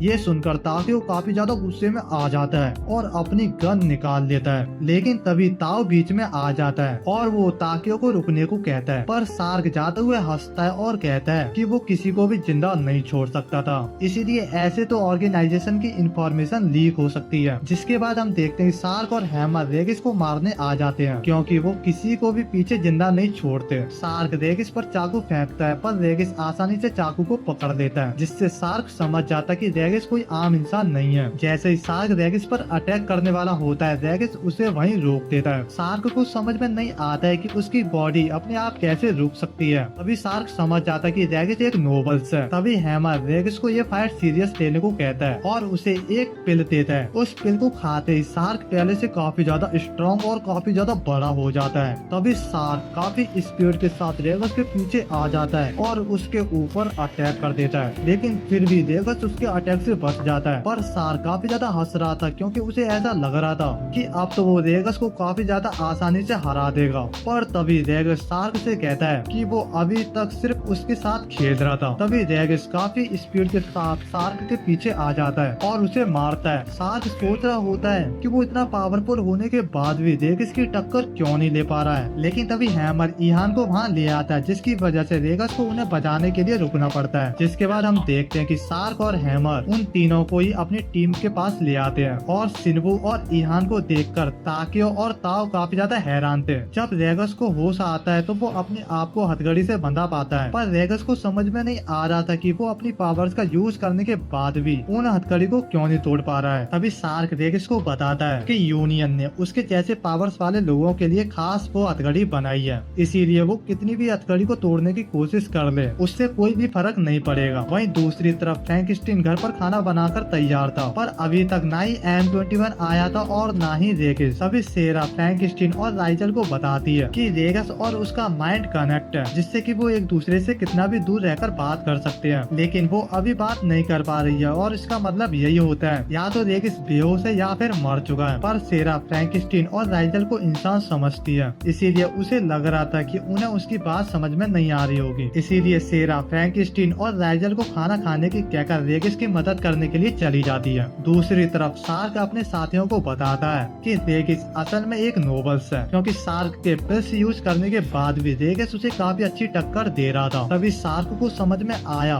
कि रेगस के पास स्पेशल पावर्स है। फिर वो M21 से इसके बारे में पूछते हैं, क्योंकि पिछली बार M21 ही रेगस को बचाने की कोशिश कर रहा था, पर अभी भी M21 यही कहता है कि वो रेगस के बारे में कुछ भी नहीं जानता है। तभी शिनबू और ईहान को होश आ जाता है और शार्क शिनबू को उठा लेता है और उसे चुप होने को कहने लगता है, पर ताकियो आकर शार्क का हाथ पकड़ लेता है और उसे रुकने को कहता है। फिर शार्क भी शिनबू को छोड़ देता है। तभी शिनबू ताकियो को पहचान जाता है। उसके बाद शिनबू बोलता है कि ये तो वही है जिसकी उसने पिछले दिन मदद की थी, और ईहान भी ताओ को पहचान चुका था। फिर ईहान ताओ से पूछने लगता है कि वो और शिनबू यहाँ पर क्यों हैं। तभी शार्क ईहान को M21 की तरफ धक्का देता है और कहता है कि तुम दोनों भी इसी की वजह से यहाँ पर हो। दूसरी तरफ सेरा रेगिस को सेंस करते हुए उनके पास आ रही थी। फ्रैंकस्टीन और राइचल भी ऐसे आराम से घर पर नहीं बैठ सकते थे, इसीलिए वो दोनों भी मदद के लिए आ रहे थे। वहीं शिनबू और ईहान M21 से पूछ रहे होते कि यहाँ पर क्या हो रहा है, पर M21 के पास कोई जवाब नहीं होता है और वो दूसरी तरफ मुंह करके खड़ा हो जाता है। तभी शार्क शिनबू को मारने लगता है और M21 कहता है कि उसे कोई भी फर्क नहीं पड़ता है कि वो सभी उन दोनों के साथ क्या करते हैं। तभी ताओ आगे आता है और कहता है कि ये तो जरूरी नहीं है कि वो उन दोनों को खत्म ही कर दे। तभी ताकियो भी आता है और कहता है कि वो उन दोनों को ड्रग्स देकर उनकी मेमोरी भी तो मिटा सकते हैं ना, पर उनका लीडर ग्रैंट इसके लिए मना कर देता है और कहता है कि वो ऐसे किसी को भी जिंदा नहीं छोड़ सकते हैं जिसने उन्हें देखा हो। ये सुनकर शार्क हंसने लगता है और ईहान को मारने वाला होता है, पर तभी रेगिस सामने आ जाता और कहता है कि उसे पहले से ही पता था कि वो सभी मॉन्स्टर्स हैं और वो सिर्फ एक ही काम कर सकते हैं, जो कि है कमजोर लोगों को परेशान करना। ये सुनकर शार्क रेगिस को मारने लगता है। वहीं हैमर अपने लिए खाने के लिए कई चीजें लेकर आ रहा होता है। तभी उसके सामने सेरा आ जाती है। हैमर उसे देखकर समझ जाता है कि ये वही रेगस के साथ वाली लड़की है। हैमर बिना कोई टाइम वेस्ट किए हुए सेरा पर बॉम्ब से अटैक कर देता है, पर वो देखता है कि उन बॉम्ब से सेरा को कुछ भी नहीं होता है। तभी सेरा अपने वेपन से हैमर पर अटैक करती है, जिससे हैमर काफी ज्यादा घायल हो जाता है। इस बार हैमर काफी सारे बॉम्ब निकालता है और उन्हें सेरा की तरफ फेंकता है, पर सेरा उन सभी को उल्टा हैमर की तरफ फेंक देती है, जिससे हैमर पत्थर के नीचे दब जाता है। उन ब्लास्ट की आवाज ऊपर सभी को सुनाई देती है, इसीलिए क्रैंत ताकियो को देखने के लिए भेजता है कि नीचे क्या हो रहा है, क्योंकि वैसा ब्लास्ट सिर्फ हैमर ही कर सकता था। तभी M21 क्रैंत से कहता है कि वो उन्हें सारी इंफॉर्मेशन देने के लिए तैयार है, पर उन्हें उन दोनों बच्चों को छोड़ना होगा। लेकिन क्रैंत अभी भी यही कहता है कि वो ऐसे लोगों को जिंदा नहीं छोड़ते हैं जिन्होंने उनका चेहरा देख लिया हो। ये सुनकर शार्क काफी ज्यादा खुश हो जाता और शिनबू का गला दबाने लगता है। M21 को समझ में नहीं आ रहा था कि उसे क्या करना चाहिए, क्योंकि अब इतने सालों बाद उसके पास एक मौका है अपने असली साथियों के बारे में सब कुछ जानने का, लेकिन वो उन बच्चों को भी ऐसे मरने नहीं दे सकता था। तभी M21 को M24 दिखता है और वो उससे कुछ ऐसा कहता है जिससे M21 के मन के सारे सवाल गायब हो जाते हैं और वो शार्क को रोकने के लिए आगे बढ़ने लगता है। तभी M21 शार्क का एक हाथ घायल कर देता है, जिससे शिनबू बच जाता है। दूसरी तरफ फ्रैंकस्टीन और राइचल भी उसी बिल्डिंग की छत पर पहुंच जाते हैं। तभी उन्हें ताकियो दिखता है, जो उनसे पूछता है कि क्या लगता है कि जो ब्लास्ट हुआ था इन्हीं लोगों की वजह से हुआ था क्या, और अगर हाँ तो हैमर कहाँ है। फ्रैंकस्टीन राइचल को आगे जाने की कहता है और खुद जल्दी आने की कहकर ताकियो से फाइट करने लगता है। फिर फ्रैंकस्टीन ताकियो पर अटैक करता है, पर ताकियो आसानी से अपनी एक बॉक्स की मदद से फ्रैंकस्टीन के सारे अटैक से बच जाता है। तभी फ्रैंकस्टीन एक ऐसा अटैक करता है जिससे ताकियो का बॉक्स ही टूट जाए, लेकिन तभी ताकियो उस बॉक्स में से गन निकाल लेता है और फ्रैंकस्टीन की तरफ शूट कर देता है। हालांकि फ्रैंकस्टीन ताकियो के अटैक से बचकर उसके पास जाने लगता लगता है, पर तभी ताकियो एक छोटी गन फ्रैंकेनस्टीन के सर पर रख देता है। बिल्डिंग के अंदर M21 शार्क के ऊपर लगातार अटैक कर रहा होता है। तभी ग्रैंट शार्क को M21 को मारने की परमिशन दे देता है। ये सुनकर शार्क काफी ज्यादा खुश होता है और अपने वेपन से M21 पर अटैक करने लगता है। तभी शार्क M21 पर एक काफी स्ट्रॉन्ग अटैक करता है, पर M21 उस अटैक से बच नहीं सकता था, इसीलिए क्योंकि अगर वो हटता तो वो अटैक उन दोनों को लग जाता। इसीलिए M21 उस अटैक को अपने ऊपर ले लेता है और काफी ज्यादा घायल भी हो जाता है। ये देखकर रेगिस सोचने लगता है कि M21 शांत रहकर अपनी जान बचा सकता था, लेकिन फिर भी उसने उन बच्चों को बचाने का डिसाइड किया। इसीलिए रेगिस अब M21 को बचाने का डिसाइड करता है। तभी रेगिस उन हथकड़ी को तोड़ देता और शार्क को इतनी तेजी से पंच मारता है कि वो जाकर दीवार से टकरा जाता है। फिर रेगिस M21 को पकड़ लेता है और उसे आराम करने की कहता है। वहीं ताकियो को फ्रैंकेनस्टीन से फाइट करने में काफी ज्यादा मुश्किलें हो रही थी, इसीलिए वो अपनी ड्रग पिल खा लेता है, क्योंकि ताकियो को ये फाइट जल्दी खत्म करके अंदर भी जाना है। पिल को खाते ही ताकियो पहले से काफी ज्यादा फास्ट हो जाता है। दूसरी तरफ शार्क भी अपनी पिल खा लेता है, पर पहले से काफी स्ट्रांग होने के बावजूद भी वो रेगिस के सामने कुछ नहीं था। तभी रेगिस के ऊपर ग्रैंट अटैक कर देता है, लेकिन रेगिस उस अटैक से बच जाता है। तभी ग्रैंट भी अपनी पिल खा लेता है। शार्क को लगता है अब वो ग्रैंट के साथ मिलकर आसानी से रेगिस को हरा देगा, और तभी ग्रैंट अपना एक हाथ शार्क के आर पार कर देता है। ये देखकर ताओ ग्रैंट से पूछने लगता है कि ये क्या हो रहा है भाई, जिस पर ग्रैंट बताता है कि इस पिल्स को तुम्हारी पावर बढ़ाने के लिए नहीं बनाया गया है, बल्कि इन्हें मेरी पावर बढ़ाने के लिए बनाया गया है। असल में उनके पिल्स खाने के बाद ग्रैंट उन्हें ऑब्जर्व कर सकता है, जिससे ग्रैंट की पावर काफी ज्यादा बढ़ जाएगी। शार्क की पावर ऑब्जर्व करने के बाद ग्रैंट शार्क को फेंक देता है। ये देखकर रेगिस ग्रैंट से कहता है कि उसके जैसे किसी को भी जिंदा रहने का हक नहीं है। तभी रेगिस ग्रैंट पर एक काफी ज्यादा स्ट्रॉन्ग अटैक करता है, पर ग्रैंट आसानी से रेगिस के अटैक से बच जाता है। तभी रेगिस ग्रैंट पर वापस अटैक करता है, पर इस बार ग्रैंट उल्टा रेगिस को मारता है, जिससे रेगिस वहीं गिर जाता है और वापस खड़ा भी नहीं हो पाता। तभी रेगिस वापस खड़ा होता है और ग्रैंट पर अटैक करता है, पर रेगिस के डायरेक्ट अटैक लगने से भी ग्रैंट को कुछ नहीं होता। ये देखकर रेगिस काफी ज्यादा हैरान हो जाता है। फिर ग्रैंट रेगिस को इतनी जोर से मुक्का मारता है कि रेगिस छत से टकरा जाता है और बेहोश हो जाता है। फिर ग्रैंट M21 को मारने के लिए आगे बढ़ता है, पर तभी उस रूम में राइजल आ जाता है। राइजल को देखकर शिनबू और इहान काफी ज्यादा हैरान थे कि वो यहाँ पर क्या कर रहे हैं। तभी ग्रैंट बीच में बोलता है और राइजल से पूछने लगता है कि वो यहाँ क्या कर रहा है, पर राइजल अपनी पावर से ग्रैंट और ताओ को जमीन पर गिरा देता है और कहता है कि उसने उन्हें बोलने की परमिशन नहीं दी है, तो वो कैसे बोल सकते हैं। दूसरी तरफ फ्रैंकेनस्टीन सोच रहा होता है कि बिना अपने फुल पावर को यूज किए ताकि उसे फाइट करने में काफी ज्यादा दिक्कतें आ रही हैं, लेकिन फ्रैंकेनस्टीन अपने फुल पावर का यूज भी नहीं कर सकता था, क्योंकि राइजल ने उसे फुल पावर न यूज करने का ऑर्डर दिया है। तभी ताकियो फ्रैंकेनस्टीन से कहता है कि वो जल्दी से उसे मारकर फिर वो उसे मारने जाएगा जो अंदर गया है। ये सुनकर फ्रैंकेनस्टीन काफी ज्यादा गुस्से में आ जाता है और अपनी फुल पावर रिलीज कर देता है। फ्रैंकेनस्टीन की इतनी ज्यादा पावर देख के ताकियो काफी ज्यादा हैरान था। तभी फ्रैंकेनस्टीन ताकियो को काफी ज्यादा घायल कर देता है और उसे मारने भी वाला होता है, पर ताकियो को अपने मिस्टर की याद आती है और वो मन में सोचता है कि वो ऐसे नहीं मर सकता है। उसके बाद ताकियो भी फ्रैंकेनस्टीन से बचता है और फ्रैंकेनस्टीन के चेहरे पर थोड़ी सी खरोच पहुंचाने में कामयाब भी हो जाता है। ये देखकर फ्रैंकेनस्टीन भी काफी खुश होता है, क्योंकि अब फाइट में मजा आने वाला है। इधर ग्रैंट को समझ में नहीं आ रहा था कि कोई भी इंसान इतना ज्यादा स्ट्रॉन्ग कैसे हो सकता है कि उसे ऐसे जमीन पर गिरा दे, पर फिर ग्रैंट राइजल पर अटैक करने आगे बढ़ता है, लेकिन हाई पावरफुल अटैक के बाद भी राइजल पर कोई असर नहीं हो रहा था। तभी ग्रैंट ताओ को भी वो पिल खाने को कहता है, जिससे वो उसकी पावर को अब्सॉर्ब करके और ज्यादा स्ट्रॉन्ग बन सके। ताओ के पास कोई रास्ता नहीं होता, इसलिए वो बिना किसी सवाल के ग्रैंट के पास जाने लगता है, पर इहान ताओ से कहता है कि वो मॉन्स्टर उसे भी मार देगा। फिर भी ताओ क्यों उसकी बात मान रहा है, जिस पर ताओ कहता है कि उसे पता ही था कि एक दिन उसके साथ कुछ ऐसा ही होगा। तभी ग्रैंट ताओ की गर्दन पकड़ लेता और उसे उठा लेता है। ये देखकर इहान राइजल से ताओ को बचाने के लिए कहता है। यहाँ ताकियो फ्रैंकेनस्टीन के सामने बिल्कुल भी टिक नहीं पा रहा था और फ्रैंकेनस्टीन ताकियो को काफी जगहों पर घायल भी कर देता है। तभी फ्रैंकेनस्टीन ताकियो को खत्म करने वाला होता है, लेकिन तभी वहाँ सेरा आ जाती है और फ्रैंकेनस्टीन से कहती है कि फ्रैंकेनस्टीन भी कोई नॉर्मल इंसान नहीं है। सेरा का वेपन देखकर फ्रैंकेनस्टीन बताता है ये तो एक सोल वेपन है, यानी सेरा एक हाई रैंक की नोबल्स है। सेरा ये सुनकर थोड़ा हैरान होती है, क्योंकि फ्रैंकेनस्टीन के पास इतनी जानकारी थी। तभी ताकियो सेरा को बताता है कि जिस लड़के के साथ वो पहले उसे मिली थी, और सेरा को उसे बचाने को कहता है, क्योंकि उसने पहले ताकियो की मदद की थी। ताकियो की ये बात सुनकर फ्रैंकेनस्टीन बदल जाता है और वो ताकियो को जिंदा छोड़ देता है। बिल्डिंग के अंदर ग्रैंट ताओ को ऑब्जर्व करने के बाद सबसे पहले इहान को मारने की कहता है, लेकिन तभी ताओ ग्रैंट से दूर हट के उससे बच जाता है और कहता है कि उसने अपना मन बदल लिया है। अब वो ग्रैंट से अपने आप को ऑब्जर्व नहीं होने देगा। पर तभी क्रेंट ताओ को वापस पकड़ लेता है और उसे उसी फॉर्म में ऑब्जर्व करने की कहता है। पर तभी राइजल वापस से क्रेंट की बॉडी को फ्रीज कर देता है और ताओ बच जाता है। राइजल ईहान से कहता है कि उसे अगर कोई भी मदद चाहिए तो वो सीधा कभी भी बता सकता है। तभी राइजल अपनी टेक्निक का यूज करता है जिससे वो वहाँ बड़ा सा ब्लड कंट्रोल करने लगता है। ये देखकर लेगिस भी काफी ज्यादा हैरान था और बताता है कि इस टेक्निक का नाम एब्सोल्यूट ब्लड है और इस टेक्निक को इस दुनिया में लगभग कोई भी यूज नहीं कर सकता है। लेगिस भी सोचने लगता है कि राइजल असल में कौन है। राइजल क्रेंट पर अटैक करता है और क्रेंट राइजल का एक भी अटैक नहीं सह पाता और मर जाता है। जिसके बाद हम देखते हैं कि सभी साथ बैठकर खाना खा रहे होते हैं और ताओ इतना अच्छा खाना खाकर काफी ज्यादा खुश था। तभी वहाँ M21 और ताकियो भी आ जाते हैं जो होश में आ चुके थे। फिर वो दोनों उनका थैंक्स करने लगते हैं। पर तभी फ्रैंकेनस्टीन कहता है पहले उन्हें खाना खा लेना चाहिए क्योंकि वो ठंडा हो रहा है। उसके बाद वो सभी आराम से बात कर सकते हैं। फिर खाना खाने के बाद M21 अकेले में सोच रहा होता है कि आखिर में वो अपने साथियों के बारे में भी पता नहीं लगा पाया और उसने उन बच्चों को भी मुसीबत में डाल दिया था। M21 अपने आप को कमजोर कहने लगता है और कहता है कि ये सब उसके कमजोर होने की वजह से ही हो रहा है। तभी वहाँ राइजल आ जाता और M21 से कहता है कि वो कमजोर नहीं है क्योंकि राइजल ने M21 के अंदर एक काफी स्ट्रॉन्ग पावर सेंस की है। तभी राइजल M21 के थोड़े से ब्लड की मदद से उसकी रियल फॉर्म कुछ देर के लिए बाहर लाता है। ये देखकर M21 काफी ज्यादा हैरान हो जाता और राइजल से पूछता है ये क्या था, जिस पर राइजल बताता है कि ये उसकी ट्रू फॉर्म है और वो बिल्कुल भी कमजोर नहीं है। साथ ही M21 अपने उन्हीं हाथों से कई लोगों की जान भी बचा सकता है। जिसके बाद ताओ ताकियो को बता रहा होता है कि वो यूनियन के सिस्टम में जाकर ऐसी फेक फाइल बना सकता है जिससे सभी को लगेगा कि वो दोनों मिशन में मारे गए हैं, जिससे वो आजाद बाहर घूम सकते हैं। पर ताकियो कहता है कि यूनियन के पास अभी भी उसके सिस्टर है तो ऐसे ही वो यूनियन को नहीं छोड़ सकता है। जिस पर ताओ ताकियो को बताता है कि उसने कुछ टाइम पहले ही ताकियो की सिस्टर के बारे में जानकारी इकट्ठा करने के लिए यूनियन के सिस्टम में देखा था, पर उसे वहाँ कुछ भी नहीं मिला। सिर्फ उसे वहाँ पर कुछ फेक नोट्स मिले थे। इसका मतलब ये है कि ताकियो के पास कभी भी कोई सिस्टर थी ही नहीं। यूनियन ने खुद एक ऐसी मेमोरी बनाई ताकि ताकियो को लगे कि उसके पास सिस्टर है और वो लगातार उनके लिए काम करता रहे। ये सुनकर ताकियो पूरी तरीके से टूट जाता है और सोचने लगता है कि आज तक वो फिर किसके लिए काम कर रहा था। अगले दिन ताओ और ताकियो वहाँ से जाने का डिसाइड करते हैं और जाते हुए ताओ M21 को बताता है कि उसने M21 के साथियों के बारे में पता लगाने की कोशिश की थी पर उसे कुछ भी नहीं मिला, यानी उनके बारे में सब कुछ पहले ही डिस्ट्रॉय हो चुका है। फिर वो दोनों वहाँ से जाने लगते हैं पर M21 फ्रैंकेनस्टीन से कहता है कि क्या वो उन दोनों को भी उसी की तरह काम और रहने की जगह दे सकता है क्योंकि ताओ और ताकियो के पास उसी की तरह रहने की जगह नहीं है। फ्रैंकेनस्टीन कहता है कि उसे ऐसे पूछने की जरूरत नहीं है क्योंकि फ्रैंकेनस्टीन को भी उनकी मदद करके अच्छा ही लगेगा। फिर फ्रैंकेनस्टीन राइजल से पूछता है कि क्या ये सही रहेगा, जिस पर राइजल कहता है कि इससे उसे कोई भी दिक्कत नहीं है। ये सुनकर सभी काफी ज्यादा खुश होते हैं। अगले दिन शिनबू और ईहान स्कूल जा रहे होते हैं और जब वो स्कूल पहुंचते हैं तो वो देखते हैं कि ताओ और ताकियो वो दोनों M21 के साथ सिक्योरिटी गार्ड के रूप में स्कूल में काम करने लगे हैं। ये जानकर शिनबू और ईहान काफी ज्यादा खुश होते हैं। इसके साथ ही हम देखते हैं कि हर लड़की सिर्फ नए सिक्योरिटी गार्ड के बारे में ही बात कर रही है। कुछ देर बाद हम देखते हैं कि शिनबू थोड़ा राइजल से जेलस फील कर रहा था क्योंकि हर लड़की राइजल के पीछे पागल है। इसीलिए ईहान राइजल से पूछते हैं कि अगर शिनबू को उसकी तरह फेमस होना हो तो उसे क्या करना चाहिए, जिस पर राइजल भी कुछ सोचने लगता है। पर राइजल को ऐसा सोचता हुआ देखकर लड़कियां ऐसे ही उसके प्यार में गिर जाती हैं। ये देखकर हमारा शिनबू और ज्यादा चढ़ने लगता है। तो ईहान शिनबू से पूछता है कि उसे किस तरह की लड़कियां पसंद है। तभी शिनबू को सेरा दिखती है और वो उसे देखते ही रह जाता है। ये देखकर ईहान समझ जाता है कि शिनबू को सेरा पसंद है। तो ईहान और राइजल डिसाइड करते हैं कि वो ये पता लगाएंगे कि सेरा की तरफ से भी हाँ है या नहीं। जिसके बाद वो तीनों गार्ड्स के पास मदद के लिए जाते हैं क्योंकि वो तीनों गार्ड्स हमेशा लड़कियों से घिरे रहते हैं तो उन्हें इस बारे में जरूर पता होगा कि किसी लड़की को कैसे इम्प्रेस किया जाता है। पर जैसे ही वो लोग शिनबू की ये प्रॉब्लम सुनते हैं ताओ और ताकियो वो दोनों वहाँ से भागने लगते हैं क्योंकि उन्हें भी लड़कियों के मामले में बिल्कुल भी एक्सपीरियंस नहीं था। पर ईहान उन्हें रोकता है और मदद करने के लिए कहता है। फिर शिनबू M21 से भी उसकी मदद करने के लिए कहता है पर M21 भी यही कहता है कि उसे इन सब मामलों में कुछ ज्यादा पता नहीं है। पर शिनबू की इतनी बुरी हालत देखकर M21 उससे पूछता है कि उसे किस तरह की लड़कियों से प्यार है। तो शिनबू उन्हें बताता है कि उसे सेरा पसंद है। ये सुनकर वो तीनों काफी ज्यादा हैरान हो जाते हैं और सोचने लगते हैं कि शिनबू सच में ये काफी हिम्मत वाला लड़का है जो उसने सेरा को पसंद किया है। तभी राइजल भी उनसे मदद करने की कहता है और राइजल के कहने की वजह से वो सभी अब मना ही नहीं कर सकते थे। फिर ताओ इंटरनेट पर देखने लगता है कि एक लड़की को इम्प्रेस करने का सबसे अच्छा तरीका क्या होता है और ताकि शिनबू को उससे बात करने और डेट पर पूछने का तरीका बताता है, पर फिर भी कुछ सही नहीं हो पा रहा था और वो लोग भी कुछ सही से सिखा नहीं पा रहे थे। जिसके बाद वो सभी फ्रैंकेस्टीन के पास जाते हैं उनसे पूछने के लिए कि क्या उसे इस मामले में कुछ एक्सपीरियंस है, जिस पर फ्रैंकेस्टीन बताता है कि उसके साथ भी हमेशा ऐसा ही होता था। कई सारी लड़कियां हमेशा उसे घेरी रहती थी जब वो लगभग सिन्बू और ईहान की एज का था। फिर फ्रैंकेस्टीन अपनी ही तारीफ करने लगता है, पर उसकी किसी भी बात से उन्हें कोई भी मदद नहीं मिलती। फिर वो सभी रेगिस के पास आ जाते हैं और उससे पूछते हैं कि सेरा को किस तरह के लड़के पसंद है, पर रेगिस कहता है कि सेरा ने उसे कभी ऐसा कुछ नहीं बताया। फिर सिन्बू रेगिस से पूछते हैं कि कहीं वो दोनों डेट तो नहीं कर रहे हैं, जिस पर रेगिस मना कर देता और कहता है कि उन दोनों के बीच ऐसा कुछ नहीं चल रहा है, वो दोनों सिर्फ साथ रहते हैं, सिर्फ इसीलिए क्योंकि उनके मिशन सेम है, इससे ज्यादा कुछ नहीं है। फिर M21 रेगिस से ऐसी बात करता है जिससे वो काफी ज्यादा चिढ़ जाता है, पर फिर भी रेगिस सिन्बू की मदद करने के लिए नहीं मानता है। तभी राइजर रेगिस को सिन्बू की मदद करने के लिए कहता है। राइजर के सिर्फ एक बार बोलने पर ही रेगिस अपने घुटनों पर मान जाता है। फिर रेगिस सिन्बू से सेरा के लिए लेटर लिखने को कहता है, पर सिन्बू के दिमाग में कुछ अच्छा आ ही नहीं रहा था और वो जो भी कुछ लिख रहा था सभी उसमें कुछ न कुछ कमी निकाल ही दे रहे थे। सिन्बू को कुछ भी समझ में नहीं आ रहा था, इससे उसका दिमाग और भी ज्यादा खराब हो जाता है और वो लेटर को वहीं पर फेंक देता है। जिसके बाद हम सभी बास्केटबॉल फील्ड में आ जाते हैं, जहाँ पर सभी का प्लान था कि वो सभी मिलकर सेरा के सामने सिन्बू को अच्छा दिखाएंगे। मैच शुरू होता है और जल्दी से वो मैच रेगिस और M21 के बीच का कंपटीशन बन जाता है और दोनों ही पॉइंट्स पे पॉइंट्स बना रहे थे और सिन्बू को कोई मौका मिल ही नहीं रहा था। किसी तरह से सिन्बू के पास बॉल आती थी, तब भी M21 काफी स्पीड के साथ उससे छीन लेता था। ऐसे ही मैच खत्म होने वाला था और आखिर में राइजर के पास बॉल आती है। सिन्बू राइजर से गोल करने के लिए बॉल मांगता है। राइजर सिन्बू की तरफ बॉल फेंकता भी है, पर तभी M21 बीच में आ जाता है, लेकिन वो बॉल को छू भी नहीं पाता और वो सीधा सिन्बू के हाथ में पहुंच जाती है। फिर सभी से बचते हुए सिन्बू बॉल को बास्केट में डालने के लिए आगे बढ़ता है। सिन्बू गोल करने ही वाला था, लेकिन तभी ताकियो वहां आ जाता है और सिन्बू से बॉल लेकर खुद गोल कर देता है, जिससे सिन्बू की टीम हार जाती है और सभी लड़कियां ताओ की तारीफ करने लगती हैं। तभी सभी को याद आता है कि उनका मिशन तो सिन्बू को अच्छा दिखाना था, पर उन्होंने तो उल्टा ही सिन्बू की बेइज्जती ही करा दी। उसी शाम सिन्बू निराश होकर ईहान के साथ बैठा हुआ था।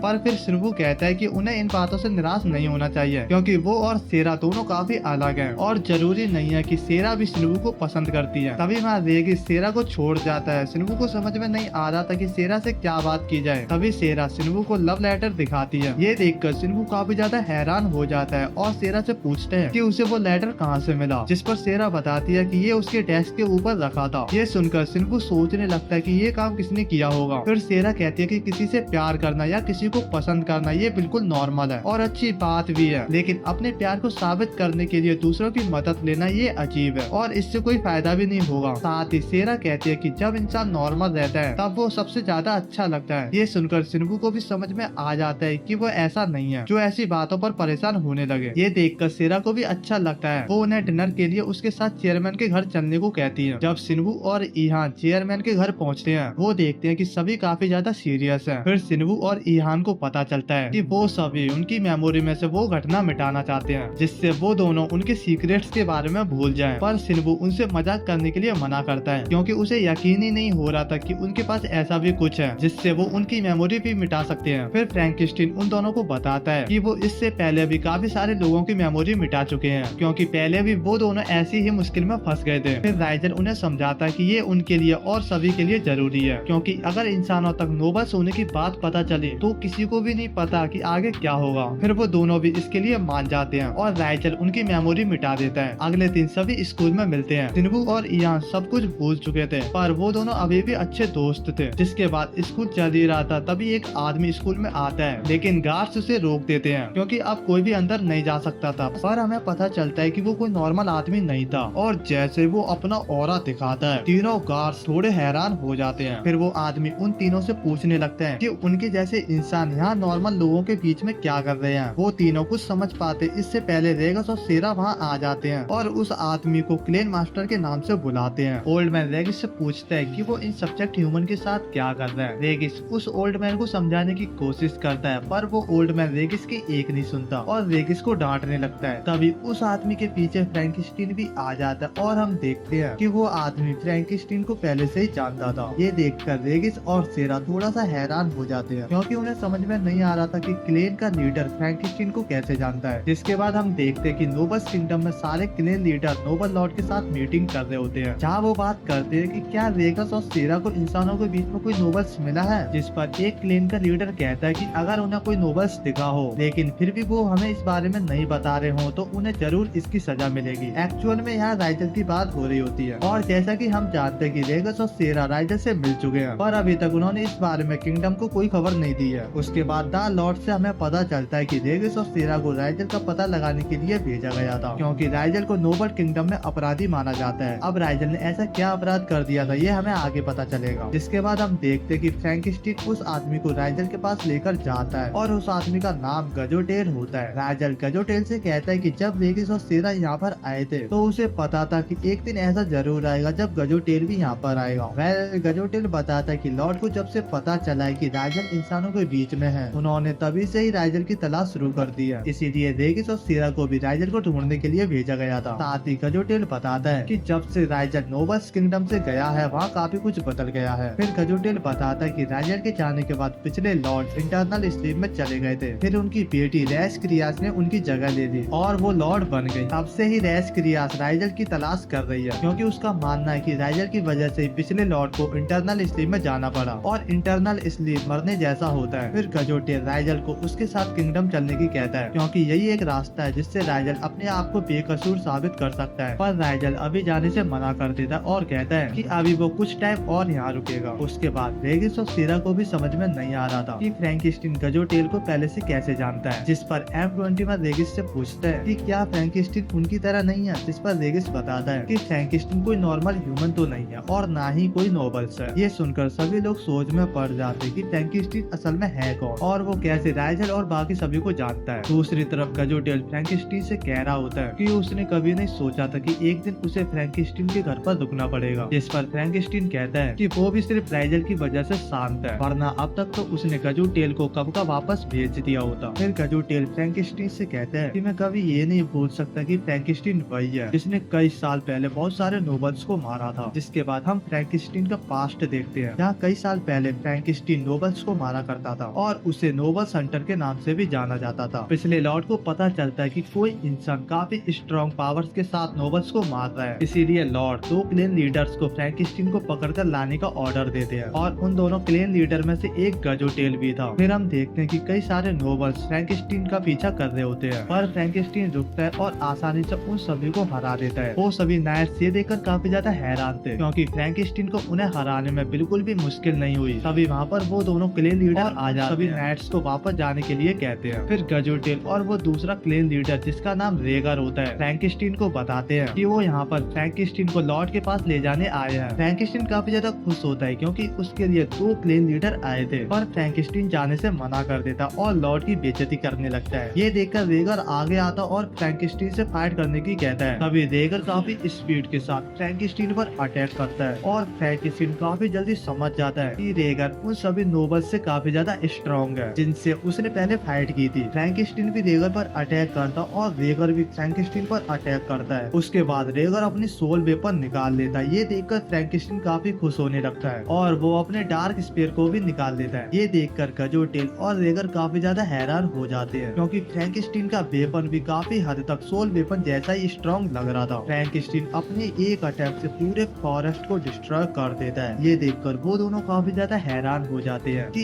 एक इंसान इतना ज्यादा स्ट्रॉन्ग कैसे हो सकता है। फिर रेगर फ्रैंकेनस्टीन से फाइट करने लगता है और फ्रैंकेनस्टीन उन दोनों से कहता है कि हर नोबल्स ने हमेशा इंसानों को दबाने की कोशिश की है, इसीलिए फ्रैंकेनस्टीन उन सभी से बदला लेगा और उन्हें दिखाएगा कि इंसान कमजोर नहीं होते हैं। तभी फ्रैंकेनस्टीन उन दोनों के ऊपर काफी स्ट्रॉन्ग अटैक करता है, जिसकी वजह से रेगर और गजोटेल का भी उन अटैक से बचना मुश्किल होता जा रहा था। तभी फ्रैंकेनस्टीन की पावर कंट्रोल से बाहर जाने लगती है और उसकी पावर उसकी सोल को अब्सॉर्ब करती जा रही थी। ये देखकर गजोटेल और रेगर दोनों मिलकर फ्रैंकेनस्टीन को रोकने के लिए उस पर अटैक करते हैं। उन तीनों के अटैक आपस में टकराते हैं, जिससे एक काफी बड़ा ब्लास्ट होता है। फिर हम देखते हैं कि फ्रैंकेनस्टीन वहाँ से चुपचाप निकल जाता है और वो थोड़ा घायल भी हो गया था। फिर फ्रैंकेनस्टीन एक मैंशन में पहुँच जाता और वो सोच रहा था कि अब वो डार्क स्पीयर का यूज करने के लिए पूरी तरीके से तैयार नहीं है। तभी फ्रैंकेनस्टीन को सामने राइजल दिखता है। तभी वहाँ रेगर और गजोटेल भी आ जाते हैं और राइजल के सामने झुककर उसे बताते हैं कि जो आदमी उसके सामने खड़ा है वो कुछ टाइम से नोबल्स को काफी दिक्कतें पहुंचा रहा है, इसीलिए लॉर्ड ने उसे उनके पास लाने का ऑर्डर दिया है। तभी राइजल देखता है कि फ्रैंकेस्टीन को चोट लगी है और वो फ्रैंकेस्टीन के कपड़े चेंज कर देता है और उन दोनों क्लेन लीडर से कहता है कि वो आदमी उसके लिए काम करता है और वो दोनों अपने सर्वेंट को कहीं जाने की परमिशन नहीं देगा। रेगर और गजोटेल दोनों ही कोई सवाल नहीं करते और वहाँ से चले जाते हैं। ये देखकर फ्रैंकेस्टीन भी काफी ज्यादा हैरान हो जाता है और राइजल के बारे में सोचने लगता है कि भाई साहब ये इंसान कौन है जिसने क्लेन लीडर्स को भी इतनी आसानी से वापस भेज दिया। इसके बाद हम 5 साल का सीन देखते हैं जहाँ फ्रैंकेस्टीन और रेगर फाइट कर रहे होते हैं, लेकिन फ्रैंकेस्टीन की पावर वापस उसके ऊपर कंट्रोल करने लगती है। तभी फ्रैंकेस्टीन एक काफी ज्यादा स्ट्रॉन्ग अटैक करता है जिससे फ्रैंकेस्टीन काफी ज्यादा थक जाता है और गिर जाता है। रेगर फ्रैंकेस्टीन के पास आता है और हमें पता चलता है कि वो दोनों फाइट नहीं कर रहे थे, असल में वो सिर्फ एक ट्रेनिंग कर रहे थे। दूसरी तरफ गजोटेल राइजल से कहता है कि 5 साल बीत चुके हैं पर उसे अभी भी यही लगता है कि फ्रैंकेस्टीन को यहाँ पर रखना सही फैसला नहीं था। साथ ही गजोटेल बताता है कि कई नोबल्स को भी राइजल का ये फैसला पसंद नहीं आया था क्योंकि उसने एक ऐसे इंसान को अपने पास रखा है जिसने कई नोबल्स को मारा है। राइजल कहता है कि मैं समझता हूँ, इसलिए राइजल इसका ख्याल रखने की कहता है और कहता है कि उसकी वजह से आगे चलकर उन्हें किसी दिक्कत का सामना नहीं करना पड़ेगा। उसी रात फ्रैंकेस्टीन राइजल को चाय देता है और उससे पूछता है कि वो हमेशा इसी खिड़की के पास क्यों खड़ा रहता है और वो कभी बाहर क्यों नहीं जाता है, जिस पर राइजल कहता है कि वो भी बाहर जाता है पर जब सही टाइम आता है तब। साथ ही राइजल बताता है कि फ्रैंकेस्टीन के यहाँ आने से पहले वो लॉर्ड से मिलने गया था, जिस पर फ्रैंकेस्टीन कहता है कि क्या वो राइजल का लास्ट टाइम था जब वो कहीं बाहर गया था। राइजल हाँ करता है और बताता है कि उसके बाद तो वो कहीं बाहर ही नहीं गया। फ्रैंकेस्टीन मन में सोचता है यानी इस बात को 5 साल बीत चुके हैं और जब से राइजल इसी मेंशन में इसी खिड़की के पास खड़ा रहता है। अगले दिन हम देखते हैं कि फ्रैंकेस्टीन को लॉर्ड ने मिलने के लिए बुलाया है, जिसके बाद फ्रैंकेस्टीन लॉर्ड के पास पहुंच जाता है। फिर लॉर्ड फ्रैंकेस्टीन से पूछता है कि क्या उसने राइजल के साथ सर्वेंट पैक्ट बना लिया है, जिस पर फ्रैंकेस्टीन मना करता है और बताता है कि उसने अभी तक ये नहीं किया है। लॉर्ड कहता है कि वो दोनों काफी टाइम से साथ रह रहे हैं और अब तक तो उन्हें पैक्ट बना लेना चाहिए, इससे राइजल फ्रैंकेस्टीन का सही मायनों में मास्टर बन जाएगा और फ्रैंकेस्टीन को भी काफी लंबी जिंदगी मिल जाएगी। जिस पर फ्रैंकेस्टीन कहता है कि उसे इंसान बना रहना है, इसीलिए वो पैक्ट नहीं बना रहा। फिर लॉर्ड फ्रैंकेस्टीन से कहते हैं कि अभी तक तो उसे पता ही चल गया होगा कि राइजल कितना ज्यादा अकेला है और पता नहीं तुम्हें राइजल ने अपने लिए क्यों चुना है। फिर लॉर्ड राइजल की जिम्मेदारी फ्रैंकेस्टीन को देते हैं क्योंकि उन्हें भरोसा था कि फ्रैंकेस्टीन जरूर राइजल का काफी अच्छे से ख्याल रखेगा। जिसके बाद हम देखते हैं कि सभी ये जानकर काफी ज्यादा गुस्सा आते कि राइजल उस इंसान से पैक्ट बना रहा है, जिस पर एक लड़का रोकाई भी सवाल उठाता है और लॉर्ड से राइजल को रोकने की कहता है, पर लॉर्ड कहते हैं कि वो सिर्फ राइजल की खुशी चाहते हैं, चाहे इसके लिए वो कुछ भी करे। अगले दिन फ्रैंकेस्टीन हर जगह रेगर को मैच के लिए ढूंढ रहा होता है, लेकिन उसे वो कहीं नहीं मिलता। तभी रोकाई वहाँ पर आ जाता है और फ्रैंकेस्टीन की काफी ज्यादा बेइज्जती करके उसे फाइट करने के लिए चैलेंज करता है। फ्रैंकेस्टीन भी हंसते हुए उसका चैलेंज एक्सेप्ट कर लेता है, जिसके बाद वो दोनों बैटल ग्राउंड में आ जाते हैं और फाइट करने लगते हैं। जल्दी उरोकाई फ्रैंकेस्टीन पर भारी पड़ने लगता है और उसे गिरा भी देता है। फिर उरोकाई फ्रैंकेस्टीन की बेइज्जती करने लगता है और कहते हैं कि तुम जैसा कमजोर इंसान कैसे नोबल्स को हरा सकता है। तभी फ्रैंकेस्टीन अपना डार्क स्पीयर निकाल लेता है और उसे रोकाई पर अटैक करता है। रेगर बताता है कि फ्रैंकेस्टीन अपनी पूरी पावर का यूज नहीं कर रहा है, क्योंकि जब भी वो अपनी पावर का यूज करता है तो उसकी पावर उस पर कंट्रोल करने लगती है। तभी रोकाई काफी स्ट्रॉन्ग अटैक से फ्रैंकेस्टीन को मारते हुए कहता है कि राइजल को हमेशा अकेला ही रहना चाहिए और जब उसके जैसे हाई रैंक नोबल्स उसके पास नहीं जा सकते तो एक इंसान को क्यों राइजल के पास जाने दिया जा रहा है। इससे फ्रैंकेस्टीन काफी ज्यादा गुस्से में आ जाता है, क्योंकि उन सभी को बचाने के लिए राइजल कभी किसी के सामने नहीं आता और वो लोग उसके लिए इतना बुरा चाहते हैं। तभी फ्रैंकेस्टीन अपनी पूरी पावर रिलीज करता है, जिससे हर चीज डिस्ट्रॉय होने लगती है और फ्रैंकेस्टीन भी अपनी पावर के कंट्रोल में चला जाता है। तभी फ्रैंकेस्टीन अटैक करके रोकाई को भी घायल कर देता है। तभी गजोटेल और रेगर बीच में आ जाते हैं और रोकाई से कहते हैं कि वो कभी फ्रैंकेस्टीन को ऐसे नहीं हरा सकते, चाहे वो कुछ भी कर ले। तभी फ्रैंकेस्टीन अपनी पावर का यूज करने लगता है और उसको रोकना किसी के लिए भी काफी मुश्किल दिखाई दे रहा था। तभी वहाँ लॉर्ड और राइजल आ जाते हैं। फिर राइजल फ्रैंकेस्टीन के पास जाता है और फ्रैंकेस्टीन राइजल पर भी अटैक कर देता है, पर राइजल उसका अटैक रोकता है। हालांकि राइजल के थोड़ी सी चोट भी लग जाती है। फिर राइजल अपनी ब्लड टेक्निक का यूज करता है, जिसे देखकर सभी लोग काफी ज्यादा हैरान थे। तभी फ्रैंकेस्टीन राइजल के ऊपर अटैक कर देता है, पर राइजल फ्रैंकेस्टीन का डार्क स्पीयर ही पकड़ लेता है। तभी राइजल फ्रैंकेस्टीन का खून चाट लेता है, जिससे फ्रैंकेस्टीन वापस नॉर्मल हो जाता है और वहीं पर गिर जाता है। जब फ्रैंकेस्टीन को होश आता है वो अपने आप को बिस्तर पर पाता है। उसके बाद फ्रैंकेस्टीन राइजल के पास जाता है और उससे माफी मांगता है जो कुछ भी उसकी वजह से हुआ। उसके बाद चाय बनाते हुए फ्रैंकेस्टीन उसमें अपना ब्लड डाल देता है जिससे उन दोनों के बीच सर्वेंट पैक्ट बन सके। चाय पीकर राइडल फ्रैंकेस्टीन से पूछता है कि क्या वो उसके साथ पैक्ट बनाएगा, जिस पर फ्रैंकेस्टीन हाँ करता है और हमेशा उसकी साइड रहने की कसम खाता है। जिसके बाद हम प्रेजेंट का सीन देखते हैं जहाँ गजूटेल फ्रैंकेस्टीन को बताता है कि अगर राइडल अपने आप को बेकसूर साबित करता है तो वो एक बार फिर किंगडम में आ सकेगा। पर फ्रैंकेस्टीन गजूटेल को बताता है कि राइडल किंगडम में वापस रहना ही नहीं चाहता है क्योंकि यहाँ कुछ ऐसे नोबल्स और कुछ ऐसे इंसान भी हैं जिनके साथ राइडल रहना चाहता है। साथ ही अब वो पहले वाला राइडल नहीं रहा जो हमेशा अकेला ही रहे, अब उसे कुछ लोगों के साथ रहना पसंद है। अगले दिन हम एक नोबल्स को देखते हैं जिसका नाम रायल है और वो अपनी पावर से स्कूल में सभी का माइंड कंट्रोल कर लेता है। तीनों गार्ड्स को भी इसका पता चल जाता और वो सीधा रायल के पास पहुंच जाते हैं। उन्हें देखकर रायल पूछने लगता है कि अगर वो तीनों भी इंसान है तो उसके मैजिक का उन पर कोई असर क्यों नहीं हुआ। अभी रायल समझ जाता है कि वो तीनों मॉडिफाइड ह्यूमन है। रायल काफी स्पीड के साथ M21 के पीछे आ जाता है और उसे घायल भी कर देता है। सभी समझ जाते हैं कि रायल काफी ज्यादा स्ट्रॉन्ग है, जिससे वहाँ रेगिस और सेरा भी आ जाते हैं। रेगिस और सेरा को देखकर रायल कहने लगता है कि सेरा, मैंने तुम्हें तब से नहीं देखा है जब से मैंने तुम्हें प्रपोज किया था। ये सुनकर सभी थोड़े हैरान हो जाते हैं। तभी रेगिस बीच में बोल रहा होता है, इसीलिए रायल उसका गला पकड़कर उसे उठा देता है। ये देखकर सभी काफी ज्यादा हैरान हो जाते हैं और सोचने लगते हैं कि रायल कितना ज्यादा स्ट्रॉन्ग है जो रेगिस भी उसके सामने कुछ नहीं कर पा रहा है। फिर रेगिस को फेंक कर रायल सेरा से उसके साथ चलने की कहता है पर सेरा मना कर देती है और उसको वहाँ से जाने के लिए कहती है। रायल जाने के लिए मान जाता पर जाते हुए सेरा के कान में बोलता है कि जल्दी सेरा को उसके साथ जाना ही होगा। फिर M21 घायल होने की वजह से जमीन पर गिर जाता है। जिसके बाद हम देखते हैं कि M21 का इलाज हो रहा होता है और फ्रैंकेस्टीन राइडल को बताता है कि कैसे आज उनके ऊपर अटैक हुआ। ताओ और ताकियो कहते हैं कि वो वहीं पर थे लेकिन फिर भी वो कुछ नहीं कर पाए। रायल उनसे काफी ज्यादा स्ट्रॉन्ग था, जिस पर रेगिस कहता है कि अच्छा है उन्होंने उससे फाइट करने की कोशिश नहीं की क्योंकि अगर की होती तो उनके लिए बिल्कुल भी अच्छा नहीं होता। ताओ रेगिस से पूछता है कि वो दोनों एक ही एज के दिखते हैं, फिर भी रायल रेगिस से इतना ज्यादा स्ट्रॉन्ग कैसे है। जिस पर रेगिस बताता है कि रायल की लगभग उससे दोगुनी उम्र है। ये जानकर सभी काफी ज्यादा हैरान हो जाते हैं। फिर ताओ सेरा से पूछता है कि रायल ने बताया था कि उसने सेरा को प्रपोज किया था, क्या वो सच है। जिस पर सेरा बताती है कि कुछ टाइम पहले रायल ने उसको प्रपोज किया था पर जब सेरा ने मना कर दिया तो रायल आसपास की हर चीज डिस्ट्रॉय करने लगा। फिर रायल के बड़े भाई ने उसे रोका और रायल को सजा के तौर पर अकेले बंद कर दिया गया। पर रेगिस बताता है कि उसे पता नहीं था कि रायल इतनी जल्दी वहाँ से निकल भी जाएगा। जिसके बाद हम देखते हैं कि फ्रैंकेस्टीन ताओ और ताकियो का डेली चेकअप करता है और वो दोनों बिल्कुल अच्छे थे। फिर वो उससे M21 के बारे में पूछते हैं कि क्या वो ठीक है, जिस पर वो बताता है कि वो ठीक है और ये सुनकर वो दोनों खुश हो जाते हैं। पर वो दोनों काफी निराश थे क्योंकि उनके सामने ही M21 घायल कर दिया गया था और वो कुछ भी नहीं कर पाए। इसीलिए वो दोनों फ्रैंकेस्टीन से उनके ऊपर एक्सपेरिमेंट करके उन्हें और ज्यादा पावरफुल बनने की कहते हैं जिससे वो सभी को बचा सके। फ्रैंकेस्टीन कहता है कि उनके लिए ये खतरनाक हो सकता है पर वो किसी भी हालत में स्ट्रॉन्ग होना चाहते थे, इसीलिए वो कितना भी बड़ा रिस्क उठाने के लिए तैयार थे। फ्रैंकेस्टीन भी उसके लिए मान जाता है और एक्सपेरिमेंट शुरू करने की कहता है। जिसके बाद हम देखते हैं कि सेरा रात में अकेले रायल के पास आ जाती है। सेरा से बात करने के बाद रायल कहने लगता है कि वो पहले से काफी ज्यादा बदल चुकी है, इन बेकार इंसानों ने उसे काफी ज्यादा बदल दिया है। जिस पर सेरा कहती है कि उसे रायल से ज्यादा उन्हीं इंसानों के साथ रहना पसंद है। ये सुनकर रायल काफी गुस्से में आ जाता है लेकिन वो कुछ कर पाता इससे पहले फ्रैंकेस्टीन उस पर अटैक करके उसे दूर कर देता है। फ्रैंकेस्टीन रायल से कहता है कि रायल को तो किसी लड़की से बात करने का सही तरीका भी नहीं पता, बल्कि वो तो सेरा पर अटैक करने वाला था। फिर फ्रैंकेस्टीन रायल से पूछता है कि वो यहाँ पर क्यों आया है, उसके यहाँ आने के पीछे मकसद क्या है। रायल कोई जवाब नहीं देता, उल्टा फ्रैंकेस्टीन पर अटैक कर देता है। पर रायल जिस पर अटैक करता है वो सिर्फ एक इल्यूजन था और असली फ्रैंकेस्टीन रायल के पीछे होता है। फिर फ्रैंकेस्टीन रायल पर अटैक कर देता है। रायल भी काफी ज्यादा हैरान था फ्रैंकेस्टीन की पावर देखकर। तभी रायल अपने 3 डुप्लीकेट बना लेता है और साथ में फ्रैंकेस्टीन पर अटैक करता है। पर फ्रैंकेस्टीन डुप्लीकेट के साथ साथ रियल रॉयल को भी घायल कर देता है। तभी रॉयल अपने सोल वेपन को निकाल लेता है और उससे फ्रैंकेस्टीन पर अटैक कर देता है, जिससे फ्रैंकेस्टीन भी काफी ज्यादा घायल हो जाता है। पर फिर फ्रैंकेस्टीन हंसने लगता है और कहता है कि अब फाइट में मजा आएगा। तभी फ्रैंकेस्टीन अपनी भी डार्क स्पीयर निकाल लेता है और उससे फाइट करने लगता है। रायल को पहले ही काफी ज्यादा दिक्कतें आ रही थी और अब तो वो बिल्कुल भी फाइट नहीं कर पा रहा था, लेकिन अब रायल गुस्से में बिना देखे अटैक करने लगता है, जिससे वो उस सिटी को भी काफी ज्यादा नुकसान पहुंचा रहा था। तभी सेरा रायल को रोकने के लिए उस पर अटैक कर देती है। ये देखकर रायल रुक जाता है और सेरा से पूछने लगता है कि वो क्यों उसे मारना चाहती है, जबकि रायल तो सेरा से बहुत ज्यादा प्यार करता है, लेकिन सेरा रायल को जाने के लिए कहती है। ये सुनकर रायल लॉर्ड की तरफ से दिया हुआ लेटर दिखाता है, जिसमें लिखा था कि लॉर्ड ने सेरा को अपने सामने बुलाया है। ये सुनकर रेगिस सोचने लगता है कि लॉर्ड ने अचानक सेरा को क्यों बुलाया होगा। उसके बाद रेगिस चलने की कहता है, पर रायल मना कर देता है क्योंकि लॉर्ड ने सिर्फ सेरा को बुलाया है, रेगिस को नहीं। फिर सेरा रेगिस से सभी का ध्यान रखने की कहकर वहाँ से चली जाती है। जाते हुए रायल फ्रैंकेस्टीन को अगली बार मार देने की कहता है, जिसके बाद फ्रैंकेस्टीन इस बारे में राइजल को भी सारी बातें बताता है। वहीं रेगिस भी अकेला खड़ा होता है और सेरा की चिंता कर रहा होता है। तभी वहाँ पर फ्रैंकेस्टीन आ जाता है और सेरा की मदद करने के लिए कहता है, पर रेगिस बताता है कि उसे जाने के ऑर्डर नहीं मिले हैं, जिस पर फ्रैंकेस्टीन कहता है कि कहीं रेगिस अपने आप को बचाने की कोशिश तो नहीं कर रहा है। ये सुनकर रेगिस गुस्से में आ जाता है और बताता है कि ऐसा नहीं है, तो फ्रैंकेस्टीन उसे चलने के लिए तैयार होने की कहता है, क्योंकि वो सभी नोबस के किंगडम जा रहे हैं सेरा को बचाने के लिए। जिसके बाद हम देखते हैं कि सेरा रेज क्रिया के सामने होती है। फिर रेज क्रिया सेरा को बताती है कि गजुटेल ने रिपोर्ट की होती है कि उन्हें इंसानों के बीच कोई नोबस नहीं दिखे, पर ऐसा माना जा रहा है कि गजुटेल की रिपोर्ट झूठी है, इसीलिए उन्हें जेल में रखा गया है जब तक ये नहीं पता चल जाता कि उनकी रिपोर्ट सही है या फिर गलत। फिर रेज क्रिया सेरा से पूछती है कि क्या वो इंसानों के बीच किसी नोबस से मिली है, जिस पर सेरा कहती है कि वो इस बारे में कुछ नहीं बता सकती। ये सुनकर सभी काफी ज्यादा हैरान हो जाते हैं, क्योंकि सेरा लॉर्ड के सामने चुप रहने की हिम्मत कर रही है, पर रेज क्रिया कहती है कि वो खुद सेरा के दिमाग से सच्चाई निकाल लेगी। फिर रेज क्रिया सेरा का माइंड रीड करने की कोशिश करने लगती है, पर सेरा ऐसा नहीं होने देना चाहती थी और रेज क्रिया को रोकने की कोशिश करती है, जिसकी वजह से सेरा को काफी ज्यादा दर्द होने लगता है। ये देखकर रायल बीच में बोलता है कि गजुटेल की दी गई रिपोर्ट सच ही होगी, क्योंकि जब वो वहाँ पर गया था उसने किसी भी नोबल को नहीं देखा, पर फिर भी रेज क्रिया रुकती नहीं है, जिसकी वजह से सेरा का दर्द बढ़ता जा रहा था। ये देखकर बाकी क्लेन लीडर्स भी रेज क्रिया को रुकने की कहते हैं। उसके बाद रेज क्रिया रुक जाती है और कहती है कि लॉर्ड के ऑर्डर न मानने और सवालों का जवाब न देना एक क्राइम है, इसीलिए रेज क्रिया सेरा को भी गजुटेल के साथ जेल में डाल देने का ऑर्डर देती है। साथ ही रेज क्रिया रायल को सच पता लगाने का काम देती है। वहीं दूसरी तरफ हम देखते हैं कि रेगिस फ्रैंकेस्टीन और राइजल नोबस के किंगडम में जा रहे हैं। तभी रेगिस फ्रैंकेस्टीन से पूछते हैं कि क्या उसका बाकियों को पीछे छोड़ने का आइडिया सही है। तभी हम पास्ट का सीन देखते हैं, जहाँ फ्रैंकेस्टीन तीनों गार्ड्स को एक एक पिल देता है जो उनकी पावर बढ़ाने के लिए है। साथ ही वो इस पिल से अलग है जो उन्हें पहले उनके यूनियन में मिली थी। फिर फ्रैंकेस्टीन उन तीनों को बताता है कि वो और राइजल कुछ टाइम के लिए बाहर जा रहे हैं, इसीलिए फ्रैंकेस्टीन उन्हें हर चीज का ख्याल रखने की जिम्मेदारी देता है। वो तीनों भी उनके साथ चलने की कहते हैं, पर फ्रैंकेस्टीन मना कर देता है क्योंकि वहाँ खतरा हो सकता है। इसके बाद हम देखते हैं सभी क्लेन लीडर बात कर रहे होते हैं। तभी एक सोल्जर उन्हें बताता है कि उनके किंगडम में एक प्लेन क्रैश हुआ है और अभी तक ये पता नहीं चला है कि उस प्लेन में कौन था और उसे कौन चला रहा था। वहीं राइजल और उसके साथी फॉरेस्ट के रास्ते से कहीं जा रहे होते हैं। रेगस भी उस जगह पर कभी नहीं आया था, जबकि वो कई सालों से यहाँ पर रह रहा था। फिर वो सभी राइजल के मेंशन में पहुँच जाते हैं। रेगस को पीछे रोककर फ्रैंकेस्टीन और राइजल एक रूम में जाते हैं। राइजल अपनी पावर से एक काफी बड़ा गेट खोलता है और हम देखते हैं कि उस रूम में एक स्वॉर्ड होती है। उसे देखकर फ्रैंकेस्टीन सोचता है ये तो लॉर्ड का सोल वेपन है, और कहा जाता है कि इसमें इतनी ज्यादा पावर है कि उससे इस पूरी दुनिया के 2 हिस्से किए जा सकते हैं। रेगस कुछ लोगों के आने की आवाज सुनता है। तभी वो देखता है कि उनके पैरों के निशान का पीछा करते हुए कुछ सोल्जर्स उन तक पहुंच चुके हैं। रेगस उन्हें रोकने उनके सामने पहुंच जाता है, पर रेगस किसी को मारना नहीं चाहता था क्योंकि वो सभी उसी के लोग हैं, पर वो सभी रेगस को घेर लेते हैं। ये देखकर रेगस सोच रहा होता है कि इतने सोल्जर्स से फाइट करना मुश्किल हो सकता है और बिना किसी को मारे यहाँ से निकलना तो और भी ज्यादा मुश्किल है। तभी कोई उन सोल्जर्स को गन से शूट करता है। रेगिस देखते हैं कि तीनों गार्ड्स उसकी मदद करने के लिए वहाँ पर आ चुके हैं। फिर वो चारों मिलकर उन सभी गार्ड्स को हरा देते हैं। रेगिस उन तीनों से पूछता है कि वो यहाँ पर कैसे आए, जिस पर ताव बताता है कि वो तीनों उनके प्लेन में ही थे, लेकिन जब प्लेन क्रैश होने लगा तो उनकी हालत खराब हुई और वो किसी तरह जिंदा बच गए और राइजल को ढूंढने भी लगे। जिसके बाद सभी फ्रैंकेस्टीन और राइजल के पास पहुँच जाते हैं। फिर फ्रैंकेस्टीन उन तीनों को भी सारी बात बताता है कि वो सेरा और गजुटेल को बचाने के चक्कर में खुद मुसीबत में है, क्योंकि राइजल पर पिछले लॉर्ड को मारने का इल्जाम है। ये सुनकर सभी काफी ज्यादा हैरान हो जाते हैं, लेकिन फिर भी सभी राइजल का साथ देने के लिए तैयार थे, क्योंकि राइजल ने पहले भी उनकी काफी ज्यादा मदद की है और अब उनके पास एहसान चुकाने का अच्छा मौका है। वहीं दूसरी तरफ रेज क्रिया तक भी ये खबर पहुंच चुकी थी कि उनके किंगडम में कुछ घुसपैठ आ चुके हैं और रेगिस भी उनका साथ दे रहा है। ये सुनकर सभी काफी ज्यादा हैरान हो जाते हैं। रेज क्रिया समझ जाती है कि गजुटेल ने उससे झूठ बोला, इसीलिए रेज रेज क्रिया गजुटेल को मौत की सजा देने का डिसाइड करती है। पर ये सुनकर सभी क्लेन लीडर्स कहने लगते हैं कि ऐसे गजुटेल को मौत की सजा देना सही नहीं होगा। तो रेज क्रिया भी उनके इतना कहने पर मान जाती है और गजुटेल को चॉइस देने का डिसाइड करती है। जिसके बाद रेज क्रिया याद करती है कि जब वो छोटी थी वो हमेशा सबसे अच्छा काम करने की कोशिश करती थी, क्योंकि उसे पता था कि आगे चलकर रेज क्रिया कोई लॉर्ड बनना था। इसीलिए रेज क्रिया हमेशा कोशिश करती थी कि वो अपने फादर के काम आ सके। पर एक दिन जब रेज क्रिया अपने फादर से मिलने आ रही होती है, वो देखती है उसके फादर राइजल को लॉर्ड बनाने का ऑफर दे रहे हैं। ये देखकर रेज क्रिया काफी ज्यादा निराश हो जाती है, क्योंकि जिस चीज के लिए वो इतने टाइम से मेहनत कर रही थी उसके फादर उसे किसी और को दे रहे हैं। इसीलिए रेज क्रिया राइजल से भी नफरत करने लगती है। दूसरी तरफ सभी का मिशन था कि उन्हें कैसे भी करके राइजल को सेंचुरी में पहुंचाना है जहाँ पर लॉर्ड होती है। इसीलिए सभी मिलकर राइजल के लिए रास्ता साफ करने लगते हैं। तभी उनके सामने रायल आ जाता है। दूसरी तरफ सेरा भी मदद के लिए जेल से भागती है, पर तभी उसके सामने क्लेन लीडर रोजारिया आ जाती है। रोजारिया सेरा को वापस जाने को कहती है, पर सेरा ऐसा करने से मना कर देती है। इसीलिए उन दोनों के बीच फाइट शुरू हो जाती है। वहीं रायल M21 और रेगिस से फाइट करने लगता है, पर फिर M21 रेगिस को आगे जाने की कहता है और खुद रायल को संभाल लेने की कहता है। रायल ये देखकर हंसने लगता है, क्योंकि उसे लग रहा था कि M21 उसके सामने कुछ नहीं कर सकता है। लेकिन तभी M21 रायल को थोड़ा सा घायल कर देता है। फिर M21 रायल से कहता है कि अब की बार वो पिछली बार की तरह वीक नहीं है। फिर M21 रायल की थोड़ी सी बेइज्जती करता है, जिससे रायल गुस्से से पागल हो जाता है और सीधा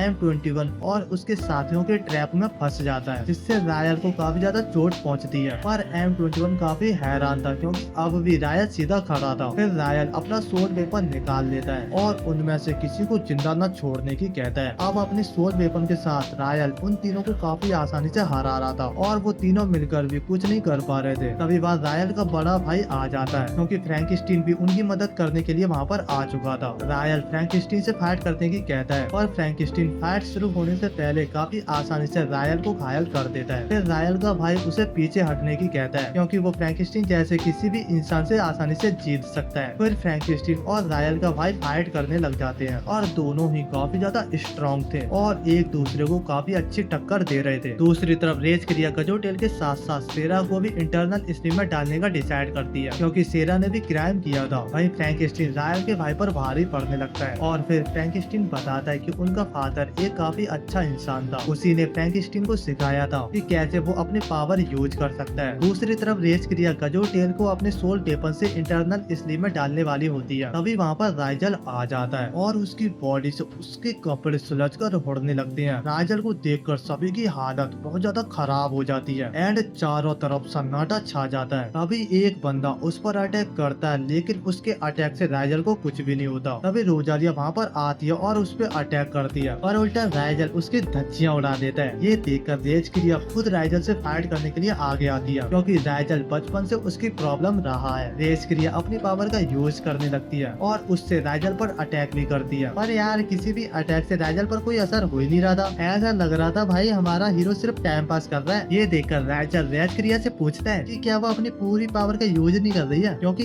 एक लॉर्ड और राइजल के पास बराबर ही पावर होनी चाहिए। ये सुनकर रेज क्रिया अपने सबसे स्ट्रॉन्ग अटैक का यूज करती है, पर भाई उस अटैक से राइजल को घंटा भी कोई फर्क नहीं पड़ता है। ये देखकर रेज क्रिया जमीन पर गिर जाती है और कहने लगती है कि वो एक अच्छी लॉर्ड नहीं है, क्योंकि हमेशा से रेज क्रिया कुछ भी ऐसा नहीं कर पाई जिससे सभी को उस पर प्राउड फील हो। तभी वो सभी क्लेन लीडर रेज क्रिया के आगे आ जाते हैं और रेज क्रिया को प्रोटेक्ट करने की कहते हैं। वो सभी वापस से राइजल से फाइट करने लगते हैं, लेकिन फिर भी सभी मिलकर भी राइजल का कुछ भी नहीं बिगाड़ पा रहे थे। भाई बिगाड़ भी कैसे पाएंगे यार, हमारा हीरो एक ही झटके में पूरी दुनिया को खत्म कर सकता है। ये लोग तो उसके सामने कुछ भी नहीं है। वेल राइजल उन सभी के सबसे स्ट्रॉन्ग अटैक को भी आसानी से रोक सकता है। राइजल कहता है चलो यार अब बहुत हो चुका। फिर राइजल उनको ऊपर एक काफी स्ट्रॉन्ग अटैक करने वाला होता है, और तभी रेज क्रिया उन्हें बचाने के लिए सामने आ जाती है। वो राइजल के अटैक को रोक देती है, पर इससे रेज क्रिया काफी ज्यादा थक जाती है और बैठ जाती है। वहीं राइजल भी अपनी पावर यूज करने की वजह से गिरने वाला होता है, पर तभी फ्रैंकस्टीन वहाँ आकर राइजल को पकड़ लेता है। फिर राइजल लॉर्ड का सोल वेपन दिखाता है, उसे देखकर सभी काफी ज्यादा हैरान हो जाते हैं। फिर राइजल की स्वॉर्ड और रेज क्रिया की स्वॉर्ड दोनों हवा में जाती है, जिससे पिछले लॉर्ड का इल्यूजन वहाँ पर आ जाता है। ये देखकर सभी काफी ज्यादा शॉक होते हैं। फिर लॉर्ड सभी को बताते हैं कि उन्होंने खुद इंटरनल स्ट्रीम में जाने का डिसाइड किया था। ये सुनकर सभी लोग शांत हो जाते हैं, क्योंकि सभी को लग रहा था कि लॉर्ड के इंटरनल स्ट्रीम में जाने जाने का कारण राइजल था, पर असल में ऐसा नहीं था। फिर लॉर्ड बताते हैं कि उनके इंटरनल स्लीप में जाने का कारण था कि नोबल्स इंसानों से काफी ज्यादा जीते हैं। जहाँ पर इंसान एक एक दिन काफी मुश्किल से जी पाते हैं, वहीं नोबल्स आसानी से बिना किसी दिक्कत के हजारों साल जी सकते हैं, जिससे दुनिया का संतुलन बिगड़ता जा रहा था, क्योंकि किसी और को भी क्लेन लीडर बनने का मौका मिल नहीं पा रहा था। ना ही ऐसे कभी लॉर्ड चेंज होता, क्योंकि जो पिछले क्लेन लीडर थे वो कभी बदलते ही नहीं थे। इसके समाधान के लिए लॉर्ड ने इंटरनल स्लीप का रास्ता निकाला, जो कि मरने जैसा ही होता है। जब लॉर्ड ने अपने भरोसेमंद लोगों को इस बारे में बताया, उन्होंने इस पर सहमति जताई और लॉर्ड के साथ खुद भी इंटरनल स्लीप जाने का डिसाइड किया। जब लॉर्ड इंटरनल स्लीप में जा रहे थे, उन्होंने गजुटेल को वहीं रहने को कहा, जिससे वो आने वाले लोगों को सही रास्ता दिखा सके, क्योंकि गजुटेल आज तक सिर्फ उनकी मदद ही कर रहा था और इसके लिए वो मरने को भी तैयार था। और तभी वहाँ पर रेगिस आ जाता है और लॉर्ड से कहता है कि अगर वो उनके क्लेन लीडर को इंटरनल स्ट्रीम में डाल रही हैं, तो उन्हें रेगस को भी इंटरनल स्ट्रीम में डालना होगा। पर तभी सभी क्लेन लीडर रेस क्रिया से उनका फैसला वापस लेने की कहते हैं, क्योंकि कहीं ना कहीं गजुटेल गलत नहीं था, वो जो कुछ भी कर रहा था वो उनके लिए ही था। फिर रेस क्रिया गजुटेल के पास जाती है और उसकी हथकड़ी तोड़ देती है और गजुटेल से कहती है कि उन्होंने बचपन से उसके लिए काफी कुछ किया है, पर आज तक वो सबको देख नहीं पाई। ये देखकर गॉड भी काफी ज्यादा खुश होते हैं और रेस क्रिया से कहते हैं कि वो जो कभी रेस क्रिया के लिए नहीं कर पाया, वो उसके साथियों ने उसके लिए कर दिया और उसके हर बुरे समय में रेस क्रिया का साथ दिया। फिर वो दोनों स्वर्ड जुड़ जाती हैं और लॉर्ड का इल्यूजन वहाँ से गायब हो जाता है। राइजल रेस क्रिया से कहता है कि वो स्वर्ड लॉर्ड की है, यानी रेस क्रिया की है। रेस क्रिया राइजल का हर चीज के लिए थैंक्स करती है और उस स्वर्ड को गले से लगाकर रोने लगती है। अगले दिन हम देखते हैं कि सब नॉर्मल हो चुका था और सभी वापस जाने के लिए तैयार थे। साथ ही फ्रैंकेस्टीन उन्हें बताता है कि रेगिस और सेरा भी उसके साथ जा रहे हैं। तभी ताकियो पूछता है कि राइजल का क्या होगा, क्या वो भी उसके साथ जाएगा, जिस पर फ्रैंकेस्टीन कहता है कि राइजल का खुद का डिसीजन होगा, इस बारे में कोई और डिसाइड नहीं कर सकता है। दूसरी तरफ राइजल अकेला खड़ा होता है। तभी रेज क्रिया भी उसके पास आती है और राइजल से पूछती है कि वो उसके फादर में क्या सोचता है। ये सुनकर राइजल उसी दिन को याद करता है जब रेज क्रिया के फादर ने राइजल को लॉर्ड बनने के लिए पूछा था। राइजल पूछता है कि अगर वो लॉर्ड बना तो रेज क्रिया का क्या होगा। लॉर्ड बताते हैं रेज क्रिया अभी काफी छोटी है, पर राइजल मना कर देता है। राइजल जो है वही बने रहना चाहता है। ये सुनकर लॉर्ड हंसने लगता है। फिर राइजल रेज क्रिया से कहता है कि उसके फादर एक काफी अच्छे पिता थे। ये सुनकर रेज क्रिया हंसने लगती है, क्योंकि उसने ऐसे जवाब की उम्मीद नहीं की थी। जिसके बाद हम देखते हैं कि राइजल भी सभी के साथ जा रहा होता है और सभी अपने स्कूल की जिंदगी में वापस घुल मिल जाते हैं। और इसी के साथ हमारे इस एनिमे का सीजन 1 यहीं पर खत्म हो जाता है। आपको ये एनिमे कैसा लगा वो आप मुझे कमेंट में बता सकते हो। एंड अगर आपको वीडियो थोड़ा सा भी अच्छा लगा हो तो इस वीडियो को लाइक एंड चैनल को सब्सक्राइब कर दीजिए। एंड मैं कुछ दिनों बाद ऐसा ही एक डार्क ब्रूटल एनिमे लेकर आने वाला हूँ। तब तक के लिए bye bye and take care.